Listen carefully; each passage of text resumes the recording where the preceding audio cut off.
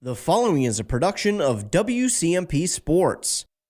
It's time for high school basketball action here on Nice 95.5 KBEK, where tonight we'll see the Mora Mustangs getting set to take on the Hinckley-Finlayson Jaguars. Tip-off coming your way shortly, but now we send it to the court for the pregame.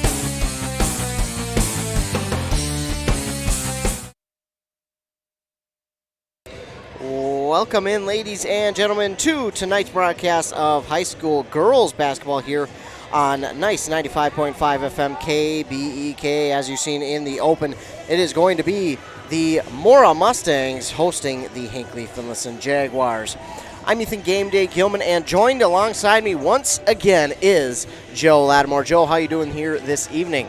Great. How are you doing today, Game Day? Not too bad. This should be a very good matchup here between these two teams in this girls basketball matchup. Not a section nor a conference matchup, but it still should be a fun one here between these two teams. Oh, absolutely. And that's what I was just thinking about. You know, it's a little different when you have this late in the season, a non-conference game that's not a section game. Usually This time of year you're playing section opponents or conference opponents. So it's good for both teams to kind of get out of their area and play each other, even though they're relatively close to each other. It's not a team that they, traditionally play either in conference or in sections. But, yeah, both teams should be ready to go here tonight. Talking with one of the assistant coaches from Hinckley, one of the things that they talk about is, Mora plays a lot of bigger schools, more their size, a couple of AAA. And Hinckley hasn't had really that opportunity as much as Mora did. So basically throw the records out. It's going to be, who can do the things that they need to do best to get the victory tonight. Yeah, absolutely. And we talk about the 3A schools.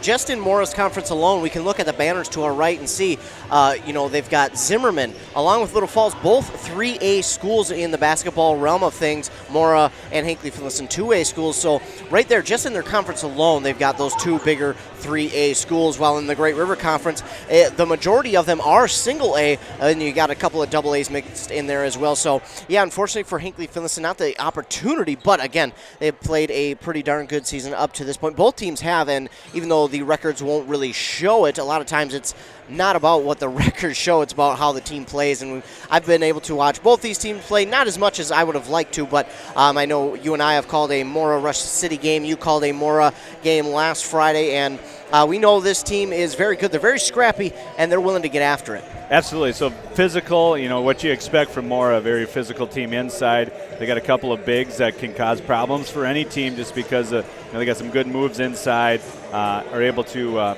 get the ball in space and make their own space. So they do cause some problems that way. They also have some guards in Sophia Stefan and Parker Ennis who really like to push the ball, and so they'll get you that way, trying to get pressure going down the length of the course and then get you in the half-court set as well. So it will be a little bit different for Hinckley-Finlayson here tonight to see.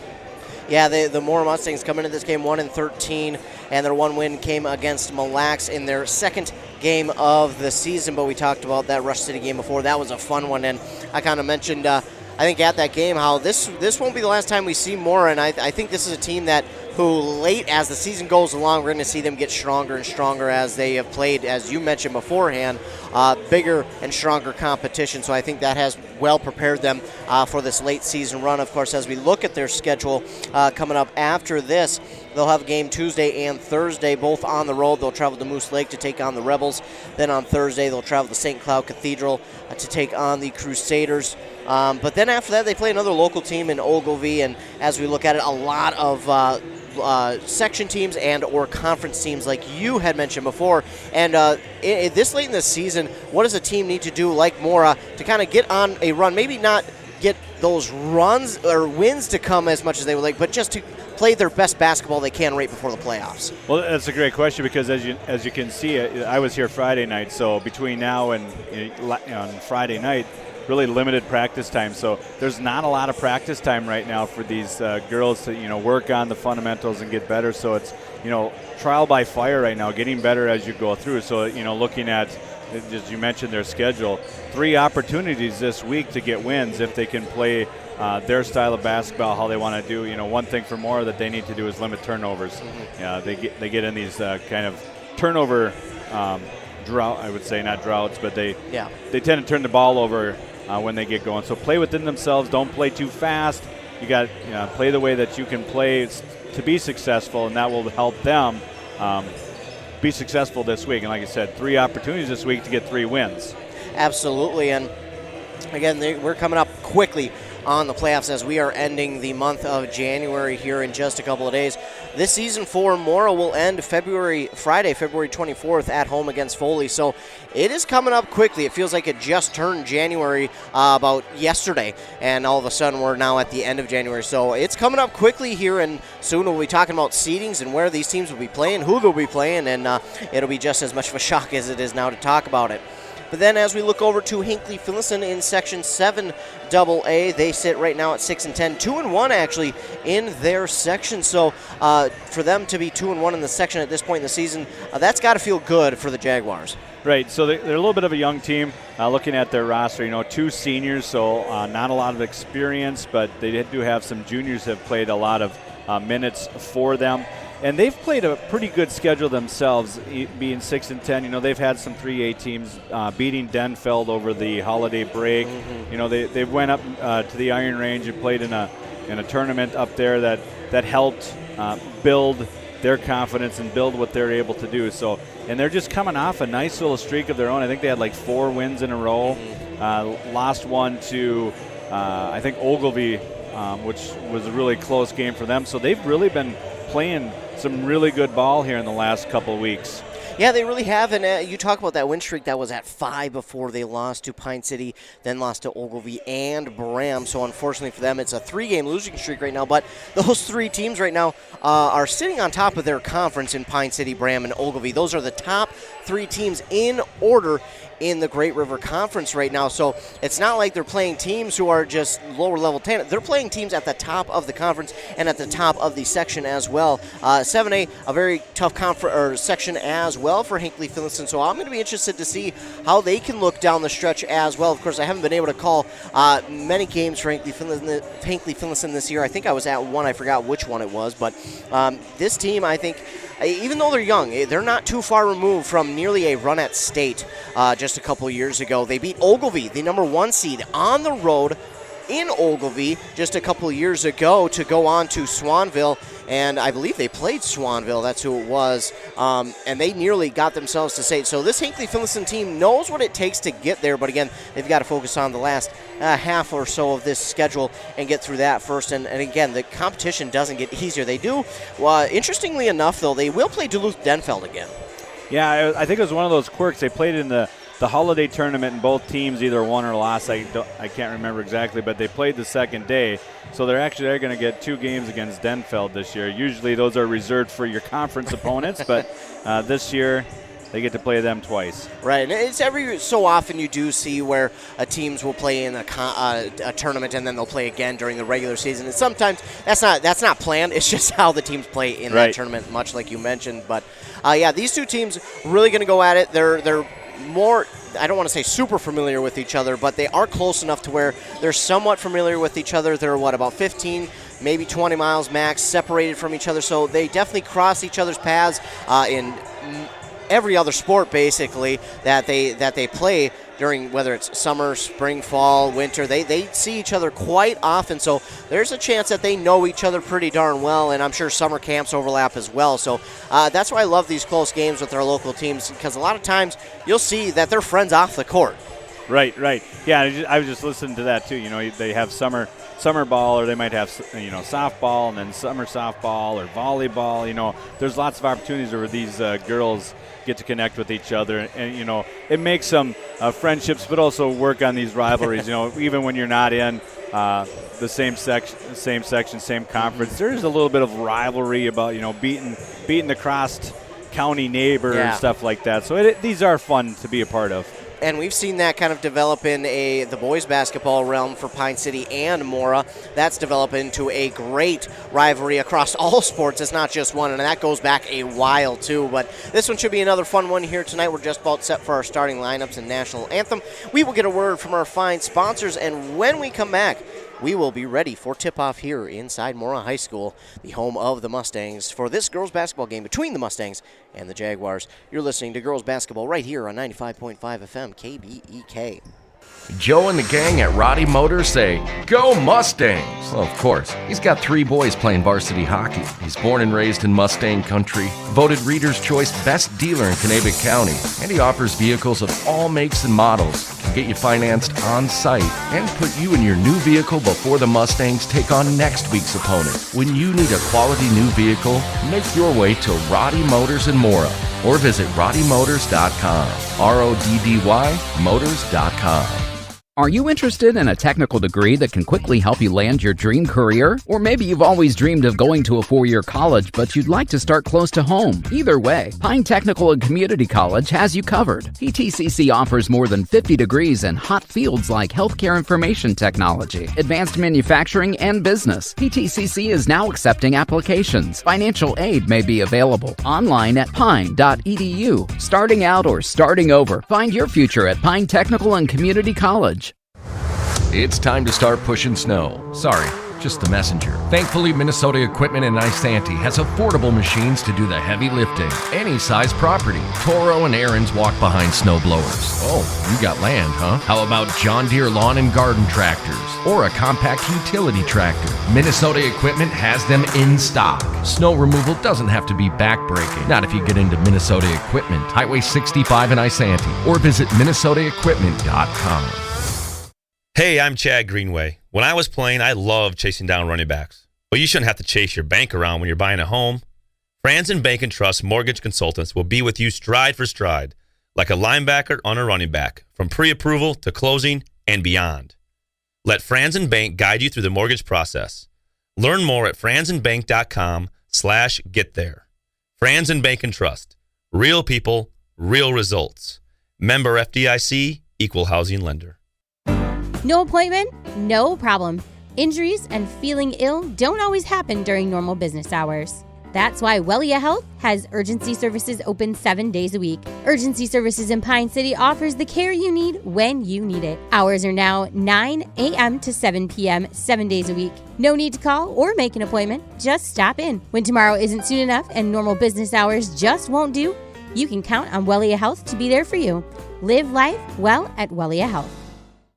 Joe and the gang at Roddy Motors say, "Go Mustangs!" Well, of course, he's got 3 boys playing varsity hockey. He's born and raised in Mustang country, voted Reader's Choice Best Dealer in Kanabec County, and he offers vehicles of all makes and models, can get you financed on site, and put you in your new vehicle before the Mustangs take on next week's opponent. When you need a quality new vehicle, make your way to Roddy Motors in Mora, or visit roddymotors.com, RODDY motors.com. Are you interested in a technical degree that can quickly help you land your dream career? Or maybe you've always dreamed of going to a 4-year college, but you'd like to start close to home. Either way, Pine Technical and Community College has you covered. PTCC offers more than 50 degrees in hot fields like healthcare information technology, advanced manufacturing, and business. PTCC is now accepting applications. Financial aid may be available online at pine.edu. Starting out or starting over, find your future at Pine Technical and Community College. Back here on Nice 95.5 FM KBEK. Ethan Game Day Gilman joined alongside by Joe Lattimore here this evening for tonight's contest, again between the Mora Mustangs and the Hinckley-Finlayson Jaguars, and we're just about set to get going here in tonight's game as we take a look at your starting lineups for the Hinckley-Finlayson Jaguars. It will be number 2, Anna Degerstrom, number 3, Hannah Hartle, number 5, Reese Hartle, number 15, Brecken Hansen, and number 24, Gracie Olson. On the other side, for the Mora Mustangs, it'll be number 3, Parker Ennis, number 4, Sophia Steffen, number 11, Milena Osmus, 13, Carla Quall, and 32, Quincy Osmus. Jaguars are head coached by Rob Witter, and the Mustangs by Dale Strelo. Jaguars in their white away uniforms with the red letters and numbers. The Mustangs in their blue home uniforms with their white letters and numbers. And here we go. We are set for tip-off, and it is won by the Jags, and they will have to throw this one back in to keep it alive. Reese Hartle and Hannah Hartle do a good job connecting there to keep that one in bounds. And I've always wondered how that doesn't happen more often, but I finally see it, I think, for the first time this year. Yeah, a little bit of a – everybody wasn't really next to the tip area there, so everybody was kind of wide out on that one, not real close to the, the center circle that you see as Hartle does a nice little backdoor cut to Anna Degerstrom, but broken up there by the Mustangs. Yeah, it's going to be Milena Osmus who will get credit for the steal. And they are trying to go inside here to Parker Ennis, and she has to pull it down in that far side corner, but she did travel there. Lost control and then just had to reset there. Full court press here by Mora. And we've seen this before from Mora, and that has created some turnovers as we do get a Mustang to fall, but she's up and able to get back on defense as the Jaguars have it now in their front court to Reese Hartle. She tries to go inside, backed it out here to Gracie Olson on the far side. She'll drive inside, and that pass a little bit towards the basket, but taken in by Anna Degerstrom, and she's guarded well. She tries to back her way in towards the basket. She'll pass it back outside on the far side to Hannah Hartle for three, and that's just off the front of the rim. And somehow Reese Hartle comes down with that rebound, and now we get a Mustang on the floor. Great and it's hustle play by Parker Ennis there. there. Stolen away by Parker Ennis. She'll get it to Sophia Steffen, and now to Carla Quall for a long two, and it's no good. Rebounded this time by Anna Degerstrom, and this pass just in front of Gracie Olson, but she brings it down, a 2-on-1 opportunity, and they get it to Brecken Hansen, and that was Sophia Steffen who got her hand in the way that time, almost got the steal, and she unfortunately stepped on that boundary line, so we'll stay with the Jaguars. But again, so I was trying to finish my thought, we've seen this full court press and this aggressive defense by the Mustangs before in a game we've called together again when they played against Rush City, and they love to do that, and that can help them create turnovers. Yeah, and as you can see, 3 possessions now for Hinckley, each of them ending in a turnover.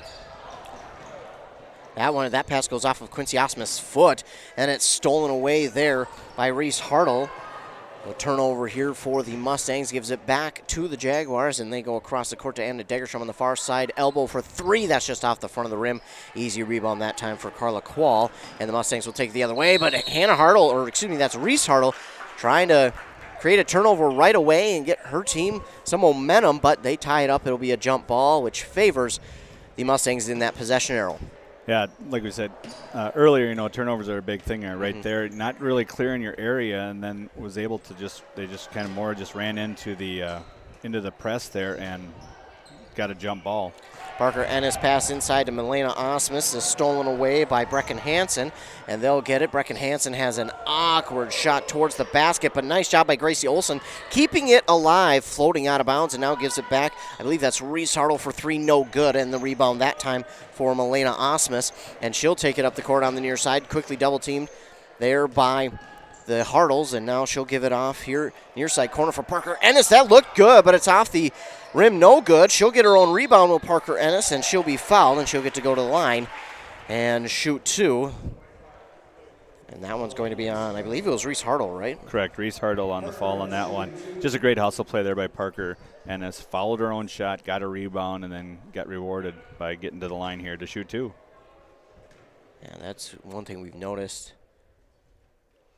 As Ennis shot rattles home for the first points of the game. One thing we've noticed with this Mora team is they have no give in them. They will continually battle and fight until that very last buzzer. They will not give in any inch, no matter the score. As she misses her second, she'll make one of two with the rebound there by Brecken Hansen, and her pass up the court is a little funky, but it winds up in the hands of Hannah Hartle, and now she's going to be double teamed in a way, and it's nearly stolen away by Parker Ennis. And it will be Mustang ball. I wasn't sure who touched that last. It was so close, but they do say the Jaguars did touch it last, so Mora will get a chance to add on to their 1-0 lead with 15 minutes to go here in the first half. Usually the one running towards the out of bounds is the one that they think it's off of. So Parker Ennis from Mora was the one running after, and she was a little bit surprised, the look on her face like, that's That's our ball? That's what I was kind of thinking, but I wasn't sure. I couldn't really say, as now Hannah Hartle gets a steal for the Jaguars, and taking up the court quickly is Anna Degerstrom. She turns on the brakes real quick, then pass it back here to Reese Hartle. She'll stand at the M logo, and now looking to drift towards the right, but trying to set up a play, and no one's open. She finally gets it to Anna Degerstrom on the far side of the court. It's poked out, but nice shot there by Sophia Steffen, and she is that one of those seniors for this Mora squad who's just so savvy with the way she works sometimes. It's those little things like that where she just kind of poked it out, but a lot of times you'll see a player get a foul on that. She does such a good job of working and not getting the foul on those type of plays. Yes, and you can see here Hinckley just running the basic motion offense, screen away type offense here. Middle or the inside girls are staying in. Nice deep three there by Hannah Hartle. Yeah, she was on that far side for that deep three, and a lot of times a shot like that will really get the offense going, and Quincy Osmus, she struggled to reel that one in, but she finally does, and then gets it off to Carla Quall, and her shot is up no good. Anna Degerstrom with the rebound, and Anna Degerstrom, I don't know how she kept that alive, but she did, and now we'll get a foul here on Mora, their team's second, and the first on Sophia Steffen. After any make or miss, Mora's got a lot of pressure here right away, trying to pick up full court, see if they can get a quick turnover here. And both teams, four turnovers now for Hinckley, make that 5. As it is stolen away by Carla Quall, she'll take it to the basket, put it up and in for 2, and tie this game at 3. And there's the pressure from Mora we've talked about already. It's up there again. Anna Degerstrom, she falls through the double team and is going to get a foul call forced on the Mustangs. That was going to be tough because that's Sophia Steffen's second now. So she's going to have to sit for a long period of time here. Yeah, that's unfortunate for her.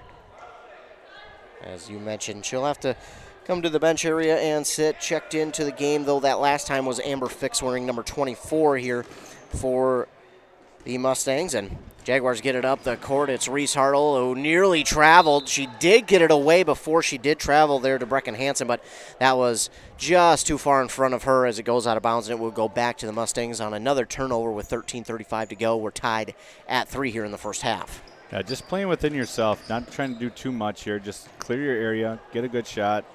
Could have been a foul there. Kind of got undercut, but Carla Quall with the three-point shot there, and I didn't see who it was, but a Hinckley-Finlayson player came under and kind of undercut her there after the shot foul, but no call, play on, so it's going to be Hinckley-Finlayson's ball here. And so far, they're kind of letting them play a little bit more physical here in this one, and you kind of like to see that, especially in a game like this where these two teams, they've got a lot to play for, as that one nearly stolen away, but it rolls to Anna Degerstrom, and she'll give it right back here to Reese Hartle.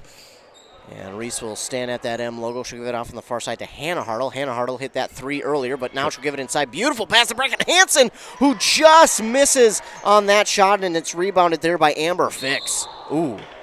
Tough foul there on Reese Hartle. That'll be her second now, so. And checking into the game for the first time here tonight is Natalie Staffney for the Jaguars.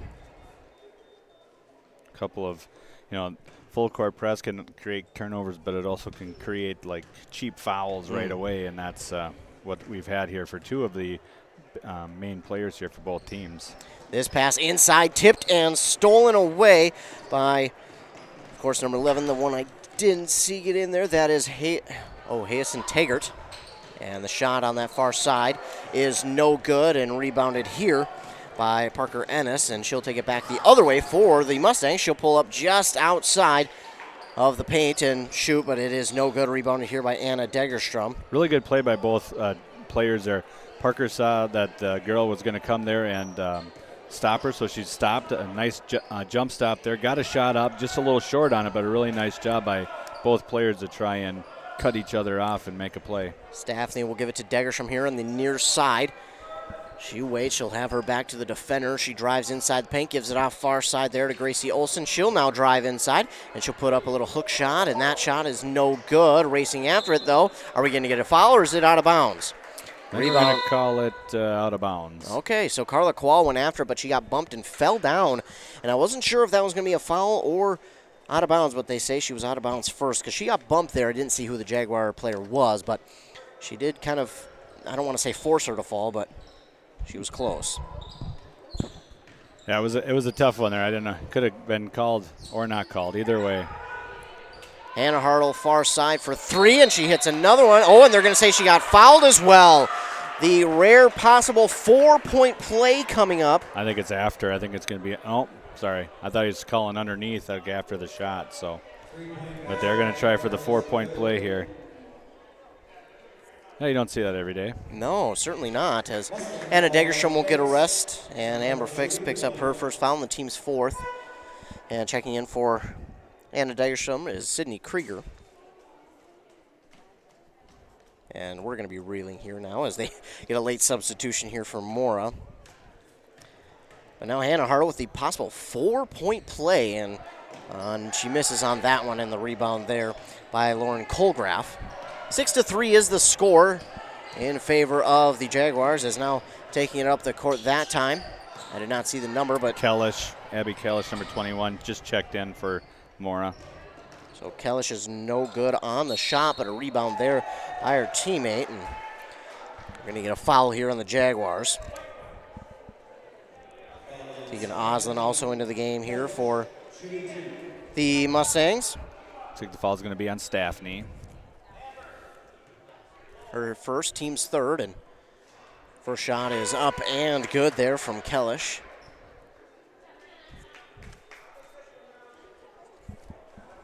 As checking into the game is Karina, I always pronounce this last name wrong. Tvet, okay. I was never sure if that was the right way to pronounce it, so I always struggled. Either way, they do make 1 of 2 on that trip to the line for the Mustangs, as they did get the rebound. And Fix is going to get the foul here, kind of block with the body. Her first, team's 5th already. Actually, I think that's her 2nd now. Oh, it is her 2nd. So Fix with danger 2, and now they've got 2 players with 2 fouls to the Mustangs. But either way, the Jaguars have it. It's Sydney Krieger with it, and she'll give it off now to Tvet, and Tvet will give it off now to Staffney. Staffney near side. Back there to Taggart, and Taggart on the far side there for Krieger. Now she'll give it off this time to Tvet. Tvet tries to drive inside, loose ball, but picked up by Staffney. She'll give it off to Taggart. Taggart gives it off to Gracie Olsen. Olsen wants to drive inside. She gets through the defender, and lucky that I think that time Mora maybe benefited from getting that foul, because she was about to drive to the basket and get somewhat of an easy layup on that one. Yeah, it was better to do that and fight another day. Parker Ennis back in for Mora as Hinckley-Finlayson is going to inbound. Krieger in to Olsen now. Olsen on the right. She's going to dribble all the way into the paint. Little runner, no good. Rebounded by Kellish. That was a tough one. That just came up a little short. Might have gotten a hand on it. And now the pass inside there from Parker Ennis, looking for Lauren Colgraf. And nice job there by the Jaguar defender to stick her hand in the passing lane and knock it out of bounds. And a lot of times that's all you have to do is Lauren Colgraf gets the inbound and immediately puts it up and in for 2. And Colgraf, she can be a weapon down there in the paint, especially with how tall she is. Right, yeah, she's got it. She's big frame, really good for getting in bounds, and she had a really nice shot there and was able to get it up. But there's going to be a foul here on Parker Ennis. That's going to be her first, team 7th. That's going to send Taggart to the line for the 1-and-1 with 10 minutes left to go in the first half. Yeah, so more in a little bit of danger right now of putting the Jaguars in the bonus, and Taggart makes the first one. And if you're the Mustangs right now, that is not what you want to see on the scoreboard, are those 17 fouls. Right, because now for 10 minutes, any foul is going to be a free throw. Mm-hmm. Taggart falls short on the second, but she does make 1 of 2 to make it 7-6. And got a timeout called by Mora. Couldn't see it 100%, but I thought that's what the call was. So a timeout with 10-12 to go here in the first half. Jaguars lead 7-6 on that Embrace Orthodontics scoreboard. Embrace Orthodontics custom braces or Invisalign with 3 locations in Pine City, Lindstrom, and Cambridge. Also, Dr. Severs is committed to providing world-class orthodontic care in a friendly and comfortable atmosphere. You can start today at EmbraceMN.com. So just a little more than halfway to go here in this first half. The Jaguars have a slim 1-point lead, 7-6 over the Mustangs. And after that slow start to this game, both these teams have found a little bit of a rhythm, but right now the Mustangs are kind of reeling in a way, just in the sense that they have already 17 fouls. And like you mentioned, with 10 minutes left, you're going to be helping the Jaguars shoot free throws on any foul from here on out. They're going to have to be real careful, especially with a couple girls already in foul trouble. Now that Hinckley-Finlayson has now switched to a zone, and a lot of skip passes here. Kellish now with an open three, and she knocks it down. Nice job there by Kellish to make it 9-7 and give the Mustangs the lead right back. In some danger here is Krieger. Krieger wants to give it back, but she double dribbled, and she knew it. As soon as it happened, she looked and kind of shook her hands almost to go, that's my bad. That's a tough one for her. She was double teamed and was trying to get out of there, and in a situation like that, it's so tough for a player. You're double teamed, you don't want to make a mistake, you don't want to turn it over, and there's so much to think about in that situation, as they'll just quickly inbound to Colgraf once again as she puts it up and in for two, and all of a sudden, it's a 4-point lead for the Mustangs. Quickly trying to get it ahead here now is Hinckley-Finlayson and Degesham. She picks up her dribble before the half court, and she's fouled, and that's going to be Parker Ennis. That's going to be her second now. Wow. So Anna Degesham's going to be going to the line for the 1-and-1.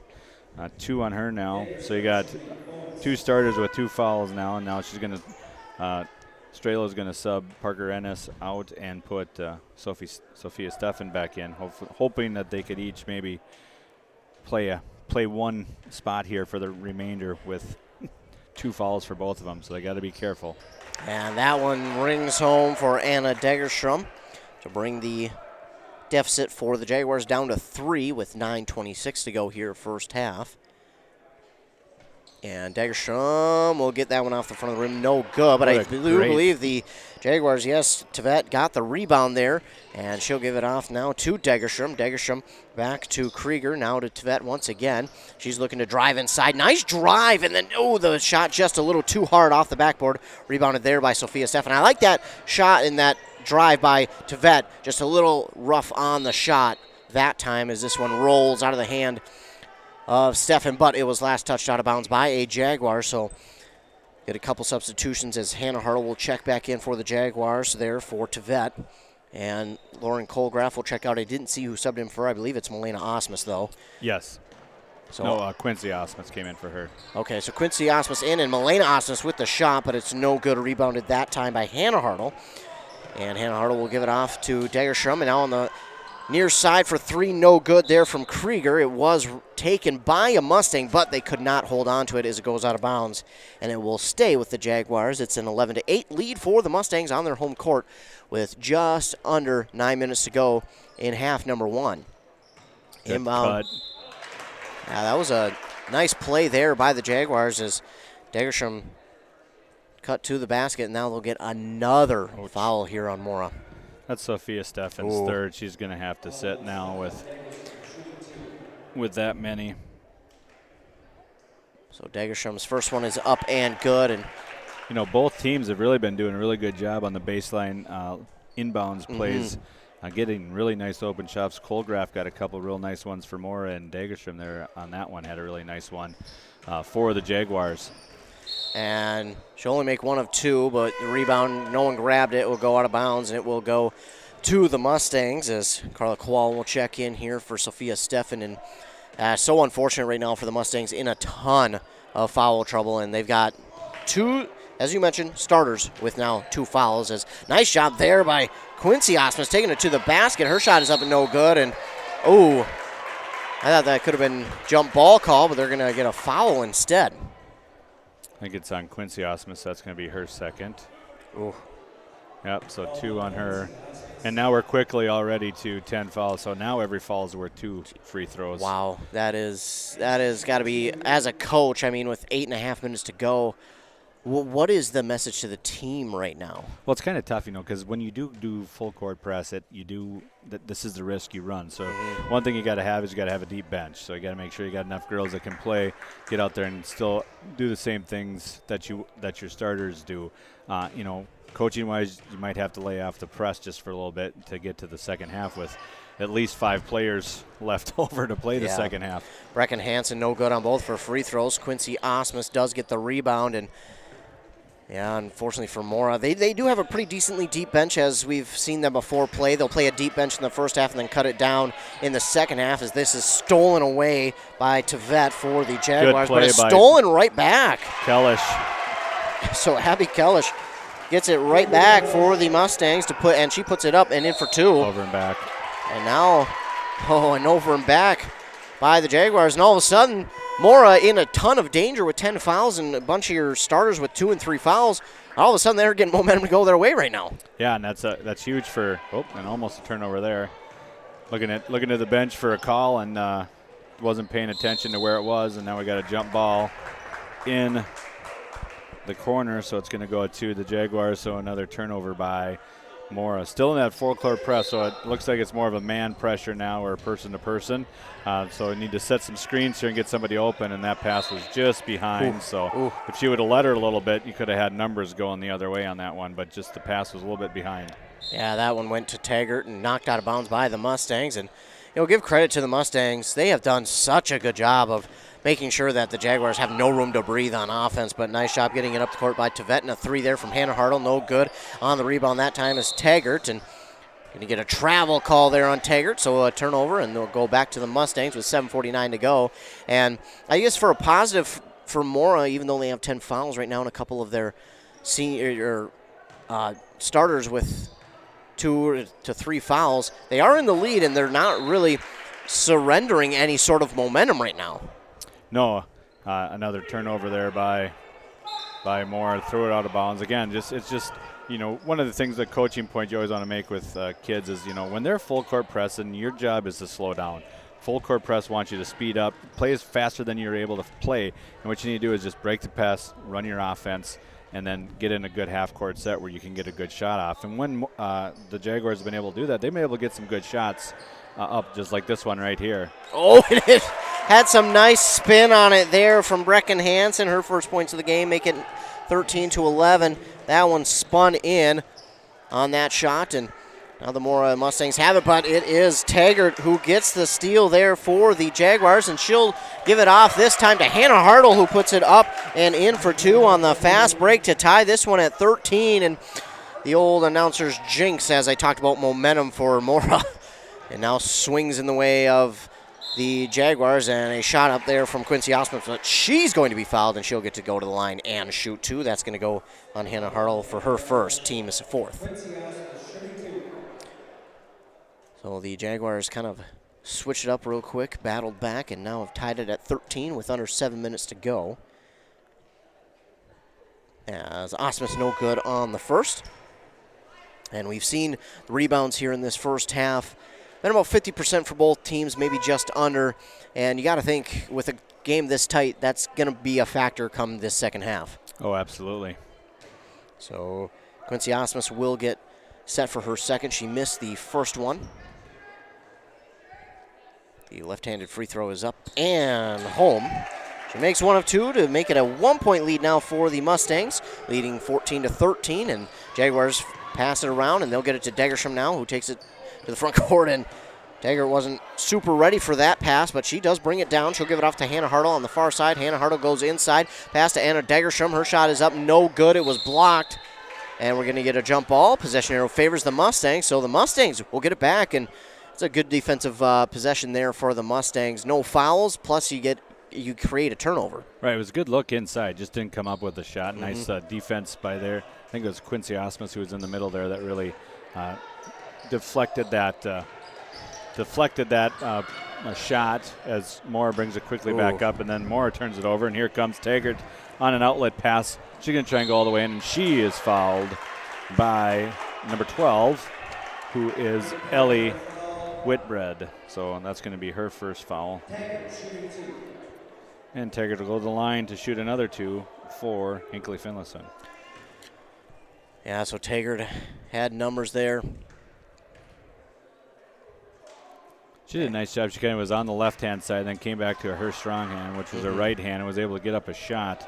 But she was fouled in the process by Whitbread. So no good on the first front here from Taggart. That one does not roll home, and Quincy Osmus is right there waiting for that rebound, and she tries to get it off here to Carla Quall.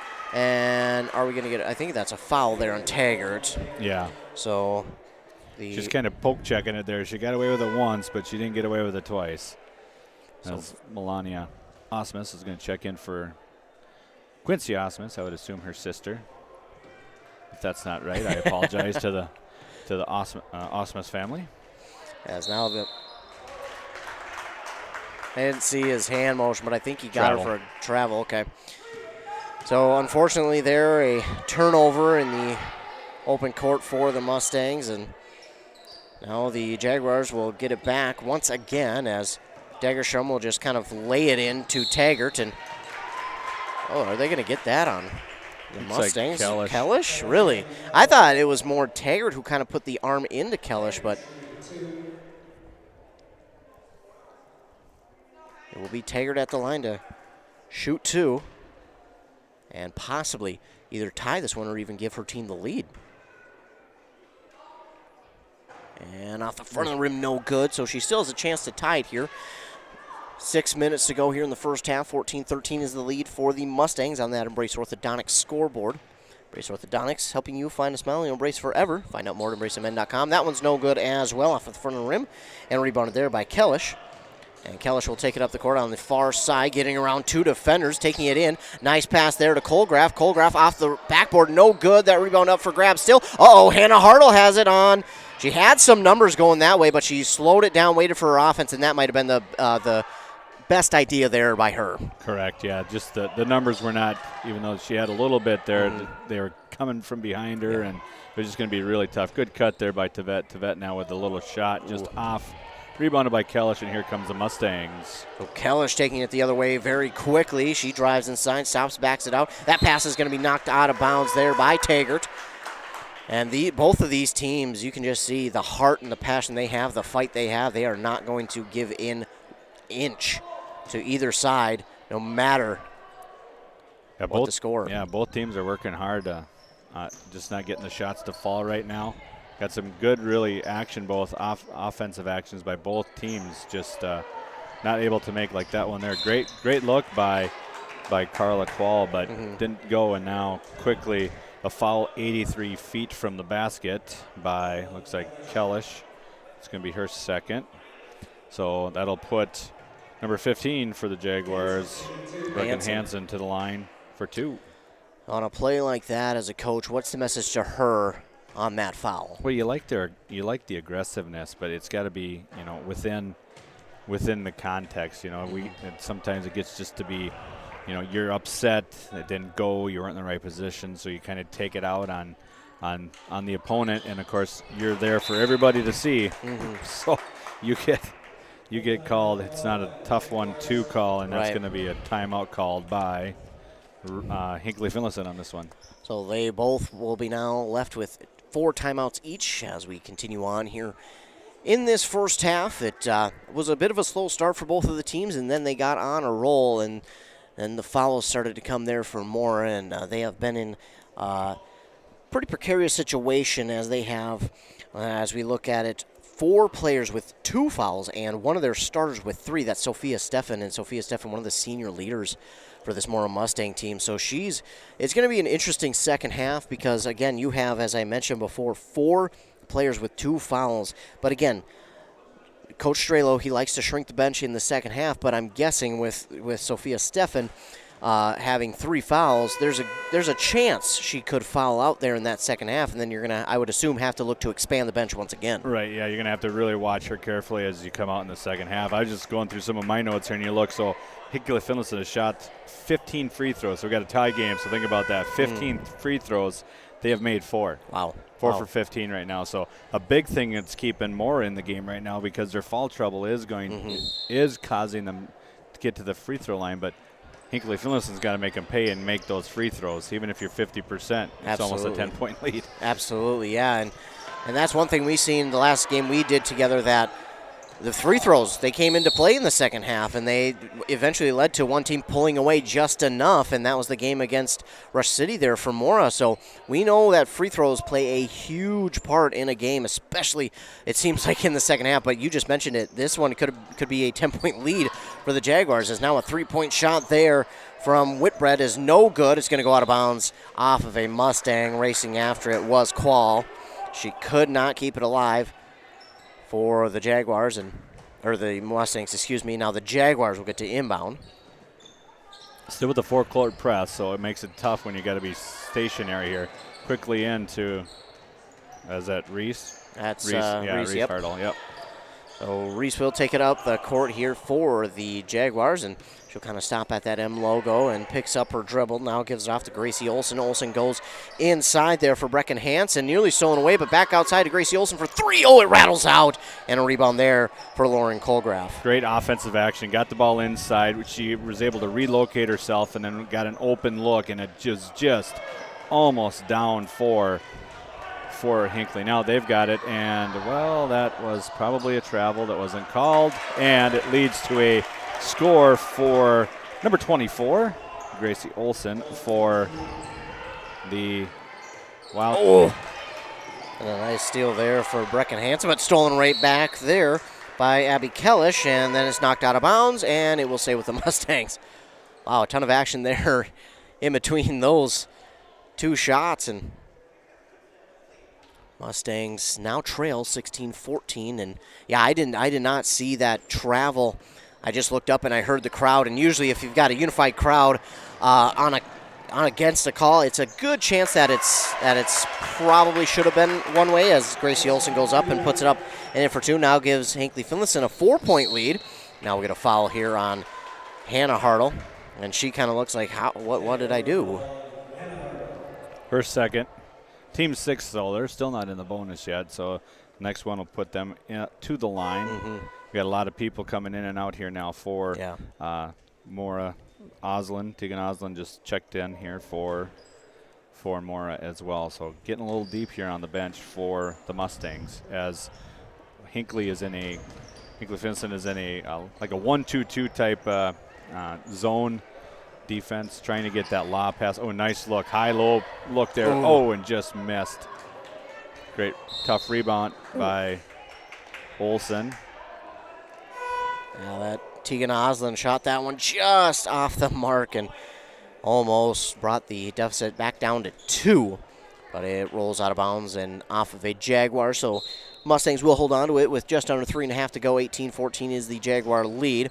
This ball is quickly inbounded here to Oslin, and it's right back there to Kellish for 3. It's no good, and this one is knocked out of bounds, but it will stay with the Mustangs, as Anna Degerstrom was right there trying to grab the rebound, but she knocks it out of bounds. And the Mustangs will get to inbound once again. Inbound on the far side this time to Whitbread. Whitbread, and that pass is stolen away here. That is Sydney Krieger with the steal. She gets into that near side corner, and ooh.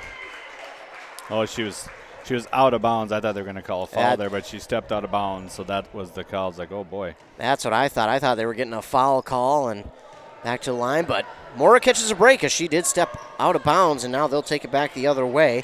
It's Kellish. Kellish on the near side drifts towards top of the key. She wanted to go back there to Qual, but instead decides to give it off to Whitbread. Whitbread here on the near side gives it back out here.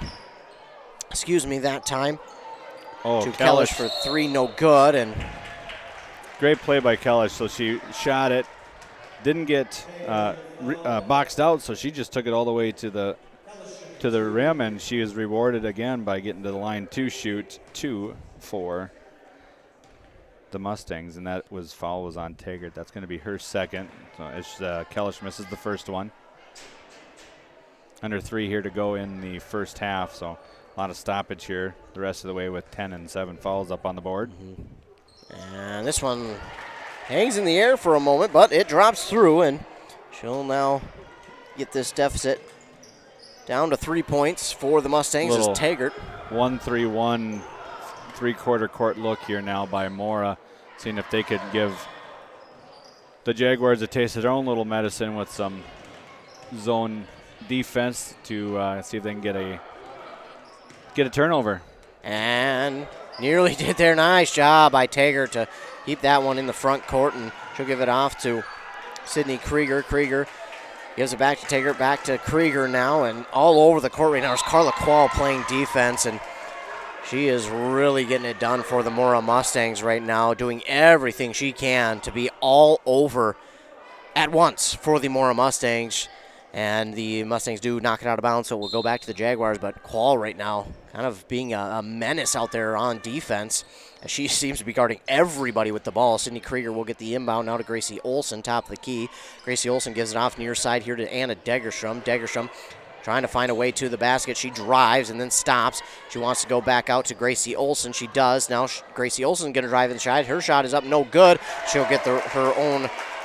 Wasn't really rebound because it was more or less blocked. Block shot right back to her, and then she just put it right back in. So, yeah, it was a tough one, and then Mora tries for a skip pass, and of course that's what I was talking about earlier. You know, instead of making the easy pass, they're trying to make the difficult pass, and it's leading to turnovers the other way and empty possessions for Mora. Now down 5. 1:37 to go here in the first half, and that was close to a 5 count. That might have been the last millisecond. Yeah, that she got it off. I thought that was the last wave of the hand there for that 5-second count, and it seems like that's been the way, and they're almost again, but this one's going to be a little too dangerous, and we're going to get a jump ball, but the possession arrow favors the Jaguars. It's been like that all night for the Jaguars trying to inbound. They've had some troubles getting it inbounded, but give credit to the Mustangs. They're just doing a good job of playing man up and defending on the inbound for the Jaguars. The Jaguars are going to struggle again. They've got to, at this point, and try to get it in front of Krieger. Did Degerstrom, but Krieger gets off of the double teaming. We'll get it off to Olson, and she traveled. Took one too many on that one. And Mora's doing a really nice job, so they're not really guarding the inbounder. So what they're doing is having her free, and then they're able to switch. So when they're setting the screens, the Jaguars are setting the screens, they always have one girl extra. So it makes it a little difficult here as Jaguars now are in this 1-3-1, 1-2-2 type look here, trying to see if they can get a steal or a turnover by the Mora. And they almost did right there. Kellish gives it back to Whitbread, and Olson, got a little bit into the body of Kellish, but no whistle there. And Milena Osmus nearly had it stolen away, but she'll get it off this time to Tegan Oslin for 2. A nice looking shot there from Tegan Oslin for 2, and that'll bring the deficit down to 3, and then an inbound goes to nobody, but taking it for the Jaguars was Brecken Hansen. It was knocked out of bounds. Last touch by the Jags. So the Mustangs catch a break here with 44 seconds to go in this first half. Now down only by 3. And I'm sorry, Ethan. It's tough for the Jaguars right now because their 2 ball handlers, the Hartle sisters, are on the bench with 2 fouls. So Witter is trying to save them for the second half with only having 2, as he saw Sophia Steffen have 3 fouls in the first half. He didn't want one of his girls to grab one as Abby Kellish gets an open 3 look, and she knocks it down. Wow, Abby Kellish on her own ties this one up at 20 with now under 30 seconds to go. And then we get a foul on that far side. It's going to be Taggart who will go to line to shoot 2 for the Jaguars, and who will this be on for? Oslin. Again, that's Strelow's not very happy with the call, but, I mean, that's part of the situation when you're doing a full court press. You're going to get, you're in the middle of everywhere and all eyes are on you. So these things do happen. But sending Taggart to the line, who is 1 for 6 right now. I think if you're Strelo, you got to be okay with that one just because she didn't have a foul up to that point. This Colgrath's going to check back in here for Quall. Taggart missed the first one, so she'll get one more here.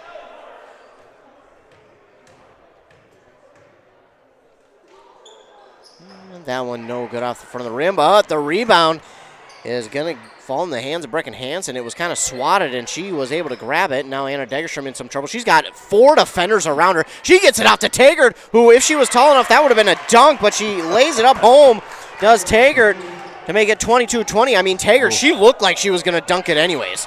That shot up, no good, and unfortunately saving it there was Tegan Oslin, but it falls into the hands of the Jaguars for another turnover right before half. So 22-20 is the score here at halftime.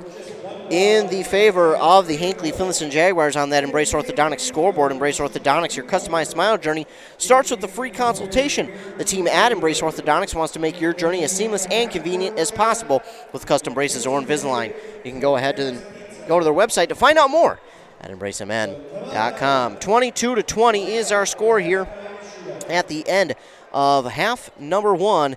And we will take a commercial break, hear a word from our fine sponsors, and when we come back, we'll recap this first half for you, kind of give you our keys to the game for both of these teams, for them to come away with a victory here this evening, and much more as we will take a commercial break here on Nice 95.5 FM, KBEK.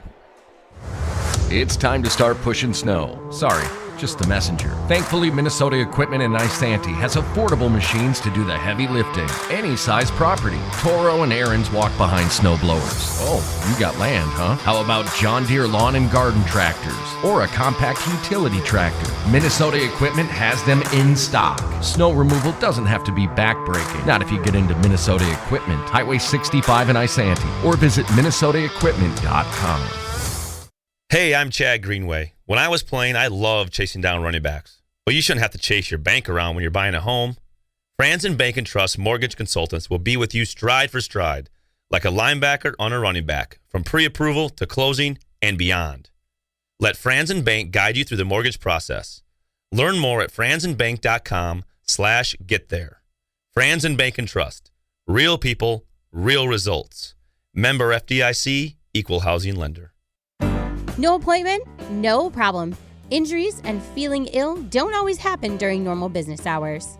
That's why Wellia Health has urgency services open 7 days a week. Urgency Services in Pine City offers the care you need when you need it. Hours are now 9 a.m. to 7 p.m. 7 days a week. No need to call or make an appointment. Just stop in. When tomorrow isn't soon enough and normal business hours just won't do, you can count on Wellia Health to be there for you. Live life well at Wellia Health.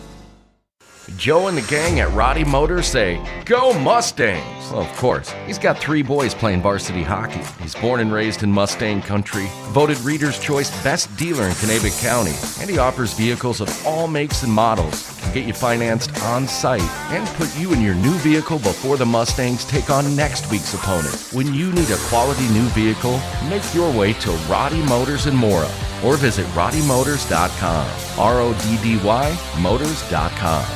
Are you interested in a technical degree that can quickly help you land your dream career? Or maybe you've always dreamed of going to a 4-year college, but you'd like to start close to home. Either way, Pine Technical and Community College has you covered. PTCC offers more than 50 degrees in hot fields like healthcare information technology, advanced manufacturing, and business. PTCC is now accepting applications. Financial aid may be available online at pine.edu. Starting out or starting over, find your future at Pine Technical and Community College. It's time to start pushing snow. Sorry, just the messenger. Thankfully, Minnesota Equipment in Isanti has affordable machines to do the heavy lifting. Any size property. Toro and Aaron's walk behind snow blowers. Oh, you got land, huh? How about John Deere lawn and garden tractors? Or a compact utility tractor? Minnesota Equipment has them in stock. Snow removal doesn't have to be backbreaking. Not if you get into Minnesota Equipment. Highway 65 in Isanti. Or visit minnesotaequipment.com. Hey, I'm Chad Greenway. When I was playing, I loved chasing down running backs. But you shouldn't have to chase your bank around when you're buying a home. Franzen Bank and Trust Mortgage Consultants will be with you stride for stride, like a linebacker on a running back, from pre-approval to closing and beyond. Let Franzen Bank guide you through the mortgage process. Learn more at franzenbank.com/get there. Franzen Bank and Trust. Real people, real results. Member FDIC, Equal Housing Lender. No appointment? No problem.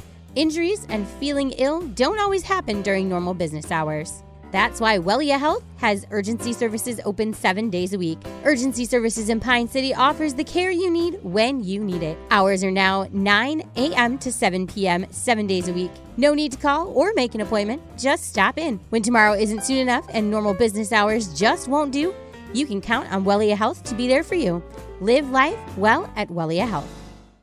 Joe and the gang at Roddy Motors say, "Go Mustangs!" Well, of course, he's got 3 boys playing varsity hockey. He's born and raised in Mustang country, voted Reader's Choice Best Dealer in Kanabec County, and he offers vehicles of all makes and models, get you financed on site, and put you in your new vehicle before the Mustangs take on next week's opponent. When you need a quality new vehicle, make your way to Roddy Motors in Mora or visit roddymotors.com. RODDY Motors.com. Nice 95.5 FM KBEK. Ethan Game Day Gilman joined alongside by Joe Lattimore. And Joe, that first half, a bit of a slow start there for those two teams, but then when they got going, but unfortunately fouls became a problem. Yeah, absolutely. In that first half, just looking at some of the stat sheets here, 22-20 at the half here for Hinckley-Finlayson. If you look at the free throws, Hinckley-Finlayson went to the line 17 times in the first half and ended up with only 4 made, so only 4 points from that. So, wow. Missing 13 free throws is a huge thing. Kept Mora in the game really in this first half right now for it being so close. But foul trouble is abound. That's going to be the talking point here in the second half. With if we're looking at Mora, Sophia Steffen with 3 fouls, and 2 each for Parker Ennis, Quincy Osmus, Amber Fix, and Abby Kellish. And Abby Kellish led all scorers there in the first half with 10 points. Came off the bench and did a really nice job of hitting open looks, going after her own rebounds, and getting to the free throw line herself. And foul trouble for Hinckley-Finlayson. Hannah and Reese Hartle with 2, and Taggart with 2 as well. One of the things that I always talked about with the kids, at halftime, it would be like, so obviously the fouls are really one-sided. 14 fouls for Mora, 7 for Hinckley in that first half. I always told the kids, it always evens out. So if you're ahead in the game, be ready because you're about to be tied, or you don't feel you're getting the calls. Sometimes those have a way of evening out in the second half. So it'll be interesting to see how it's called and how it goes from here. But, nothing really egregious that happened. It's just, it's full court. You're playing 84 feet, and if you're going to play that far, there's going to be fouls that are going to be committed away from the basket. So you get, and then the other thing, turnovers. We talked about that at the beginning of the broadcast here. Of course, unofficial. I've got Mora with 15 and Hinckley-Finlayson with 14. So a lot of 29 turnovers there in the first half has led to some opportunities for both teams.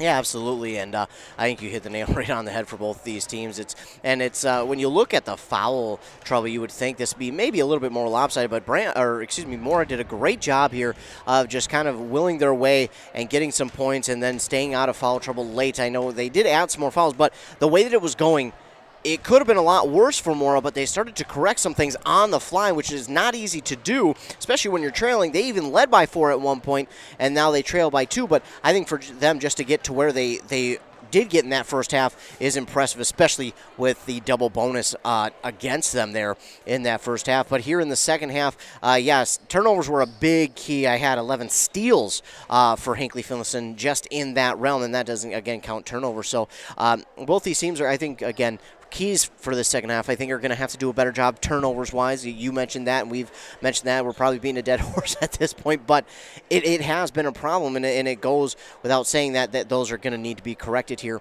in this second half in order for both these teams to have more success. And then, again, free throws. I mentioned that in the first half. We talked about it.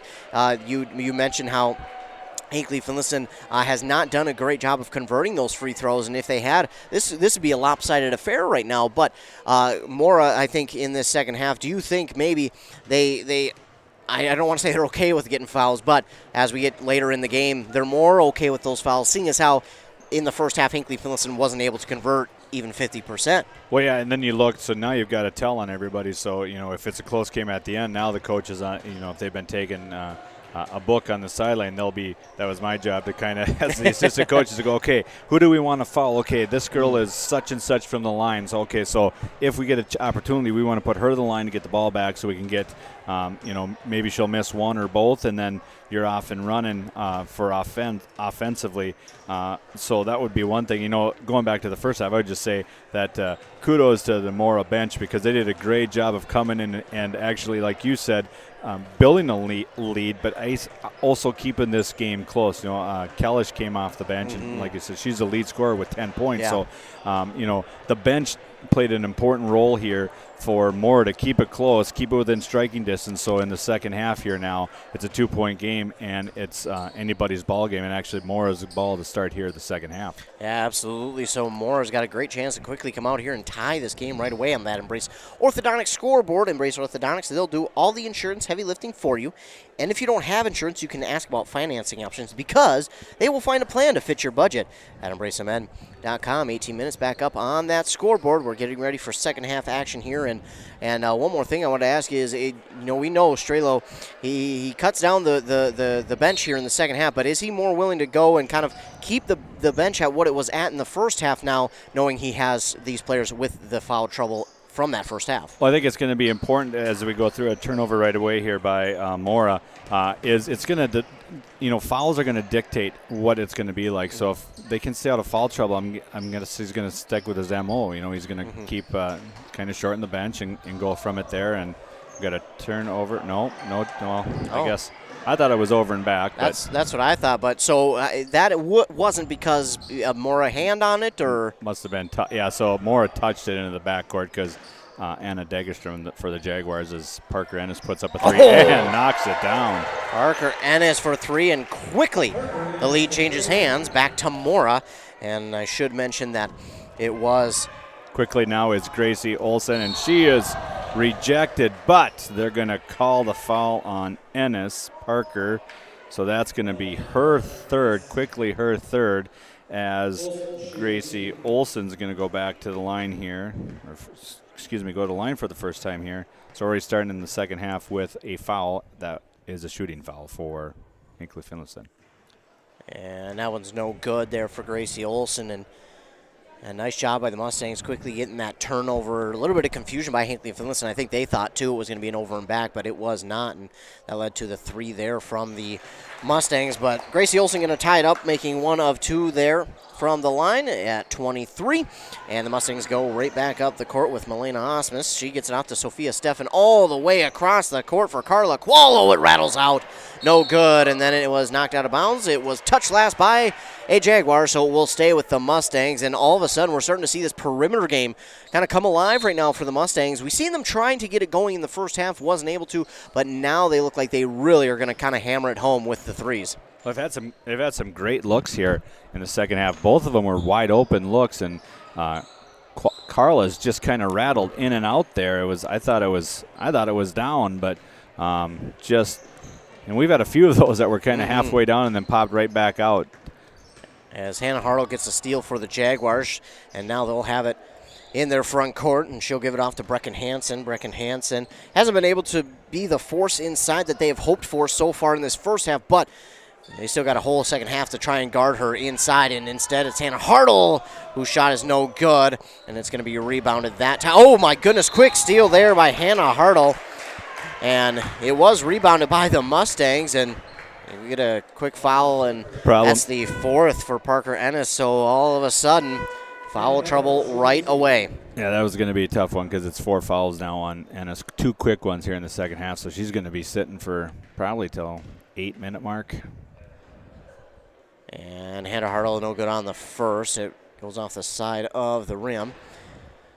No good. And again, though, for the Mustangs, not too bad yet, as the free throws for Hinckley-Finlayson still have not been able to kind of start falling the way they hope.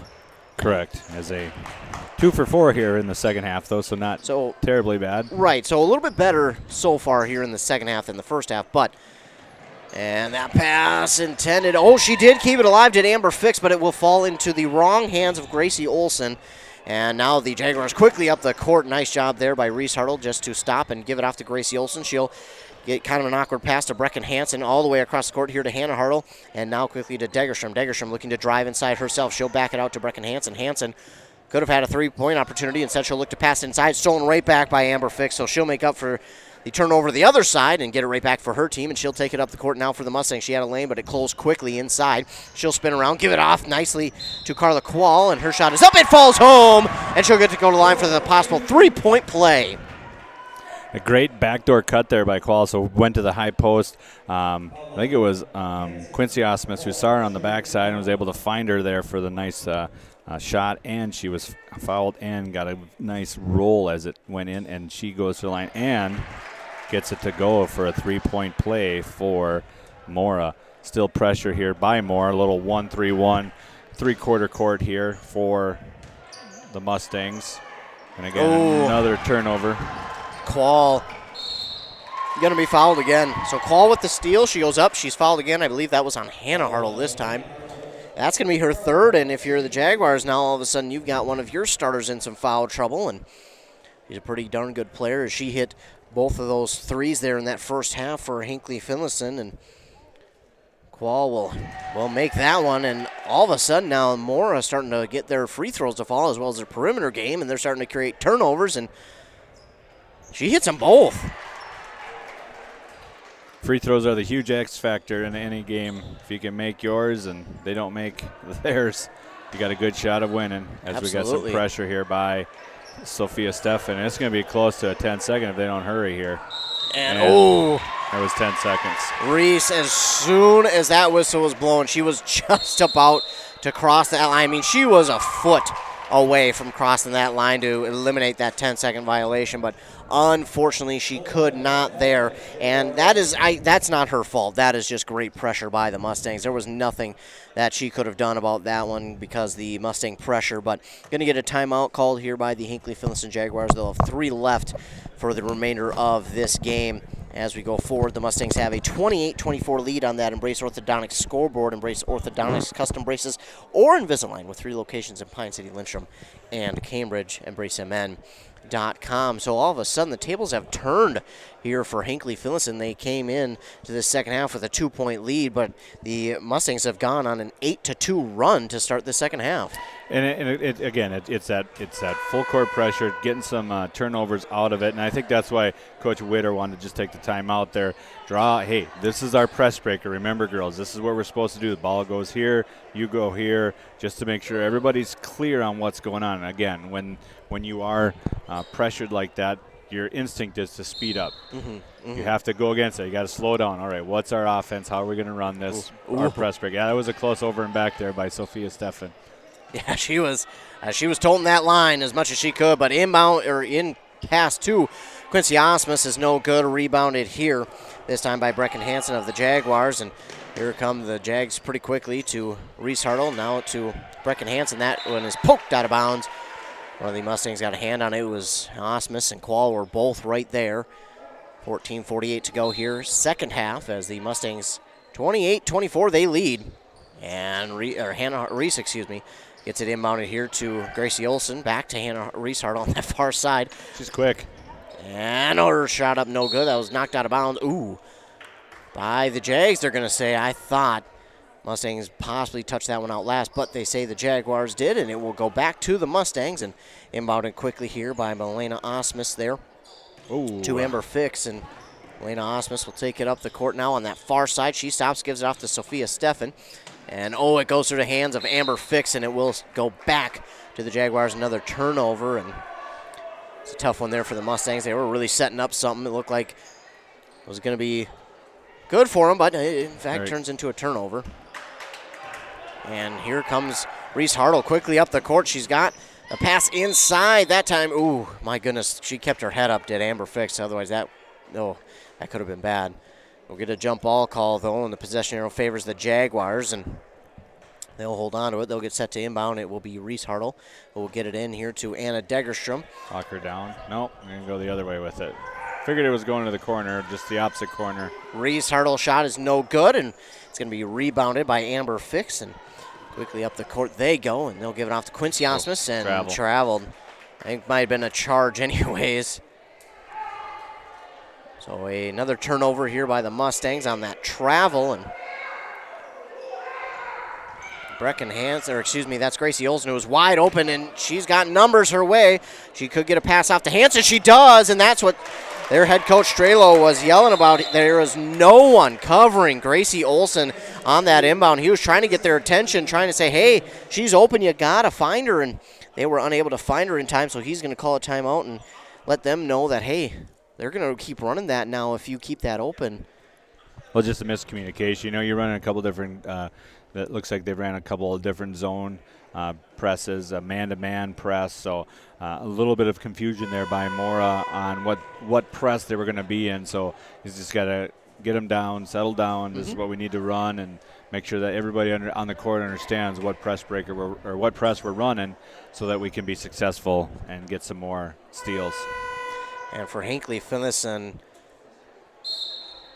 that was a kind of a gimme there, and they were able to convert. Smart move, though. It was a really nice find, and here we've got 3-on-1 going the other way. Oh, my goodness. Quincy Osmus with that quickly the other way.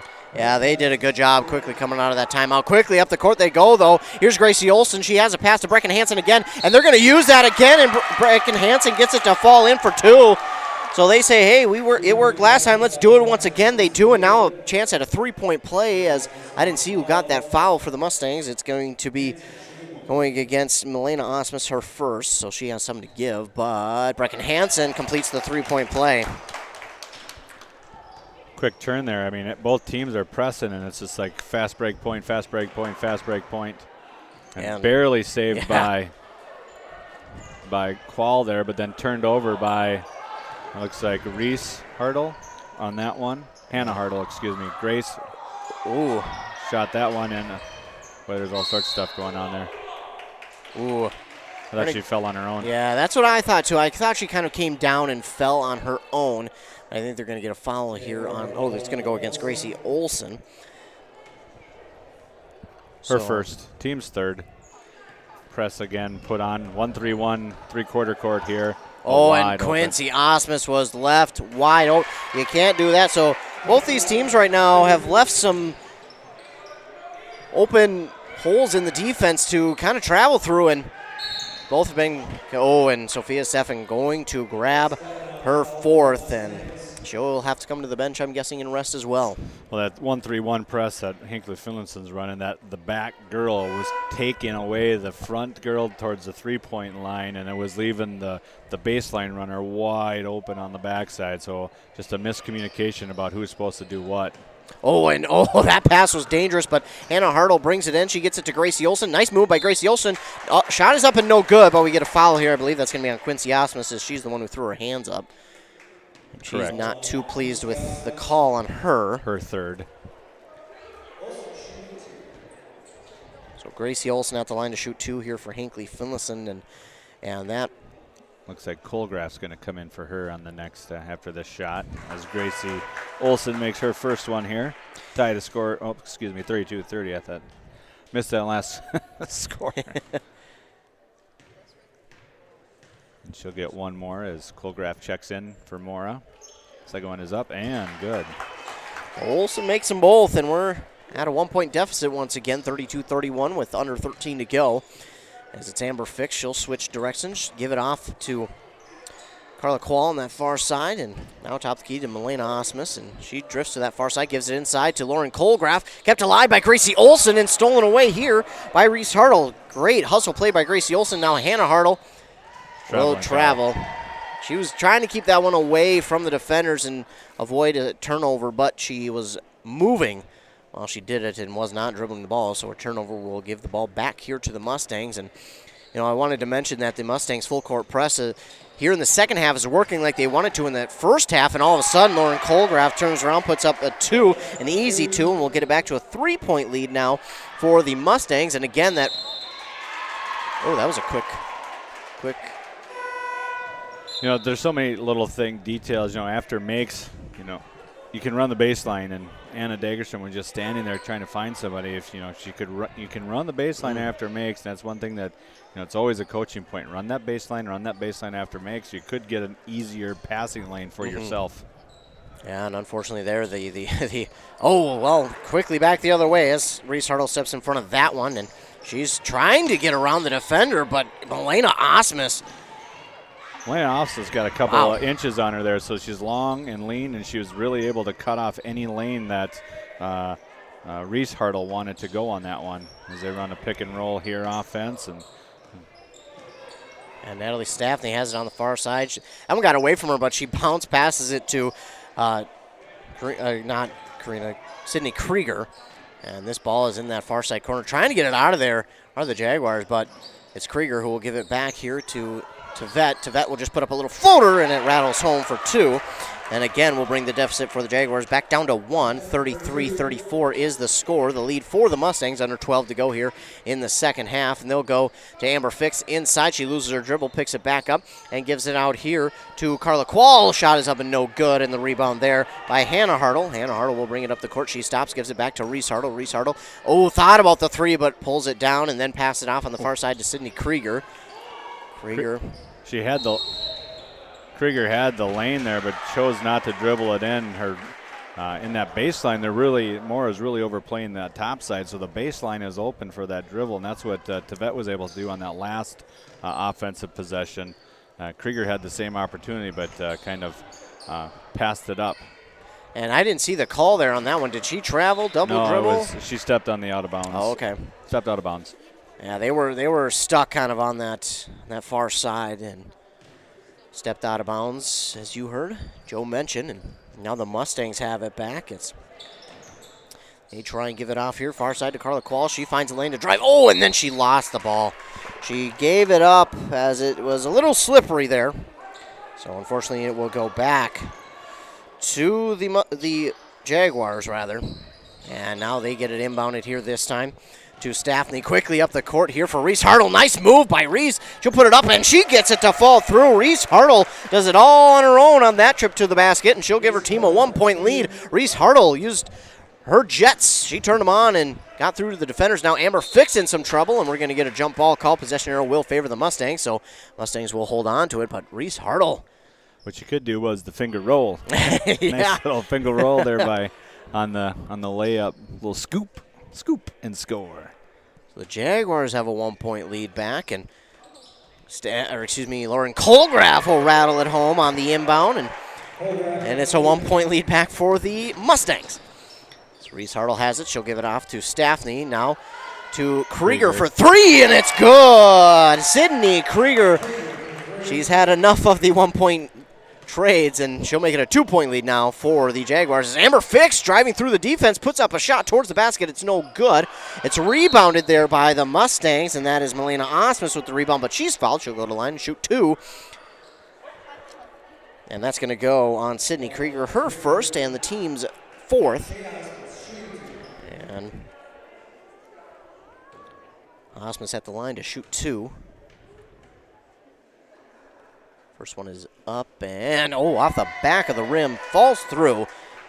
I've mentioned this before, but some of these shots I wish my chipper would do that. Hit the back and just stop and roll. I need my pitching wedge to do that.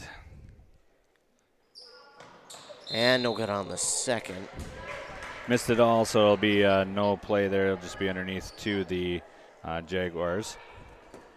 Again, a little 1-3-1 pressure here now by three-quarter court ball pressure. So you want to stay out of the corners when you're against a 1-3-1, and they were able to break it right down the sideline there. Now they're into their half-court offense. Nice skip pass here to Hartle. Hartle puts it up, and she knocks it down. That's Reese Hartle for 3. And now the Jaguars starting to get their 3-point game rolling as they now lead by 4. With under 10 to go, 9.5 to go, actually. And now a 3 from Amber Fix. She says, I see your 3. I'm answering it with one of my own. And all of a sudden, we're back to a 1-point deficit, 41-40. Jaguars, though, Reese Hartle takes it up the court herself. She's been hot as of late. She'll get out to Anna Degerstrom, who loses it, stolen away by Carla Quall. And here come the Mustangs up the other way, but it's stolen away right back by Tvet, and she's going to be fouled. Wow. Looks like Colgraf got hurt on that one there. Oh, no. Might have went, and she's okay. She's going to get up and able to walk back.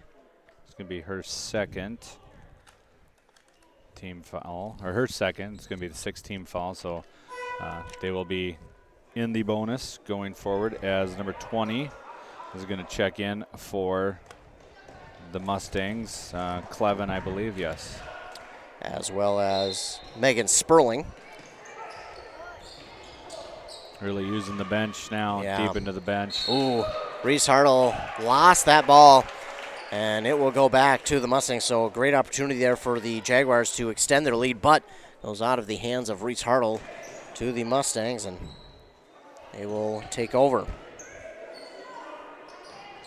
Over to Quall, now back over to Amber Fix. Amber Fix down into the corner to Spalding. Over to Clevin. Clevin puts it up, and she is fouled by, it looks like that one's going to be on Dagerstrom.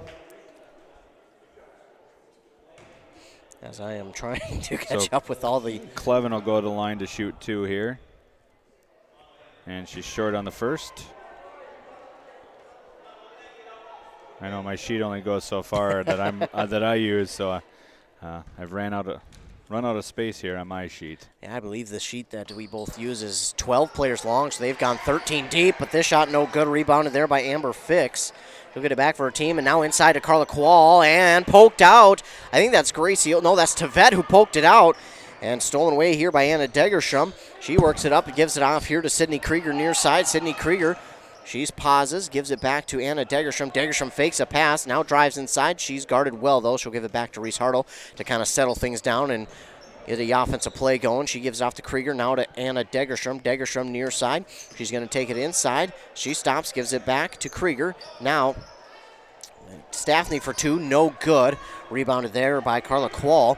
And quickly up the court come the Mustangs. It's Avery Ennis. Avery Ennis gives it off to Fix. Fix near side, trying to get around the defender. She'll give it back here to Sperling. Sperling turns around, puts up a shot, no good, but Carla Quall is right there for the rebound. It's no good again. Rebounded by the Mustangs again, but Natalie Staffney is going to end that offensive possession there for the Mustangs. And Reese Hartle quickly to... Great looks by the Mustangs, just could not get it to fall. Krieger now to Degerstrom. Degerstrom top the key, gives it to Reese Hartle. Hartle will pause. She's trying to get things going for her offense as now she drives inside and she, oh my goodness, gives it off to Vet, as that is no good, and Amber Fix will get the rebound here for the Mustangs, but it's stolen right back, and stolen right back to Vet with the steal, and then stolen right back here by Avery Ennis, and now stolen right back again by the Jaguars. That's Sydney Krieger, and then it's back to the Mustangs on a jump ball, but the possession arrow favors the Jaguars, so the Jaguars will hold on to that stolen ball. Holy moly. A lot of action right there on that one. A couple of turnovers to both teams there. Final turnover goes to Mora on that one because the jump ball does not go with them. So we got 2 coming in here. So we got Quincy Osmus with 3.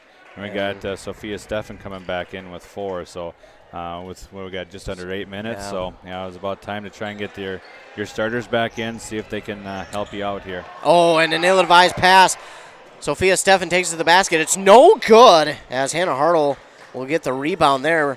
Sophia Steffen came right in and got a steal, but Hannah Hartle with the rebound on that was a tough shot there for Sophia Steffen. So quickly, Hannah Hartle for 3. It's no good. Rebounded there easily by Quincy Osmus. And she'll give it off now to Sophia Steffen. Nice job to keep that away from the defender to Milena Osmus. Milena Osmus now gives it off here to Megan Sperling.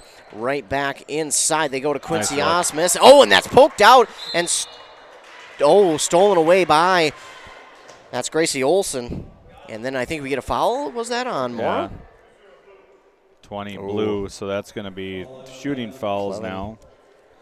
Should be 1-1 now.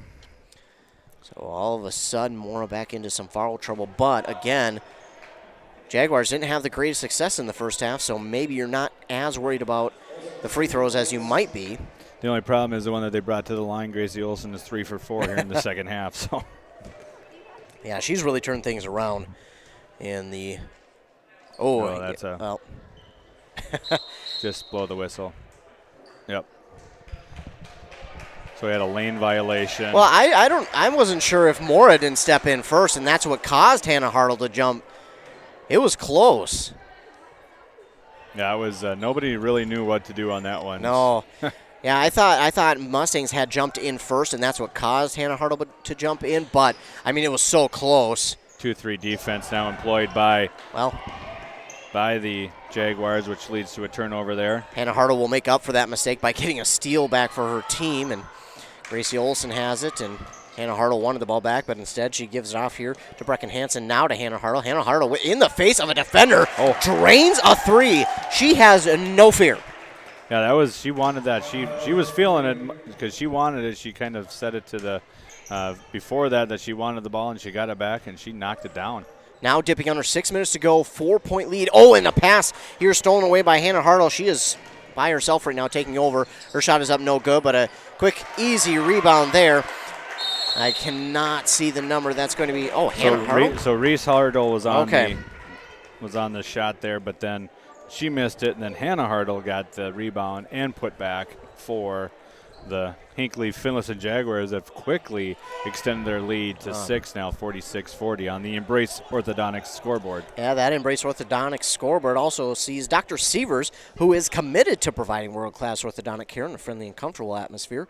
They're also helping you find a smile that you will embrace forever. You can find out more at their website at embracemn.com. I have always said I was lucky enough to not have to deal with braces or Invisalign, thank goodness, growing up, so I haven't had to deal with that, but I know Embrace Orthodontics is a great place to go if you do have to deal with it. They're great people. They're always willing to help and help you in any way that they can with your braces or Invisalign. So again, embracemn.com. Thanks to them for sponsoring this broadcast, as well as all of our sponsors for sponsoring this broadcast. I want to thank all of you while we have the time for tuning in here tonight. Thanks so much, whether you're listening on the airwaves on 95.5 FM KBEK, or maybe you're watching our YouTube via our website at kbk.com. Thanks so much for tuning in here. I'm Ethan Game Day Gilman, joined alongside by Joe Lattimore here this evening, and we've got a good one.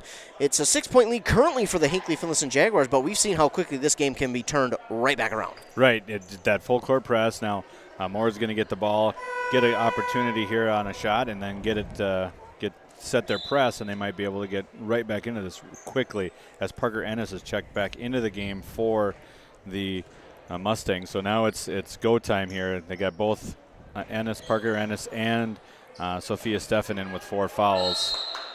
And a jump ball is called, but the possession arrow is going to stay with the Mustangs. Quincy Osmus went baseline.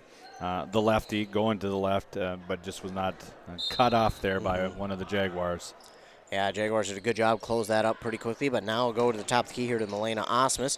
She's guarded well, but gets it off Parker Ennis, far side for 3. Oh, it rattles out, but her teammate right there to put it back up and in for 2. That is Clevin, who got the rebound, put it back up and in for 2. And quickly.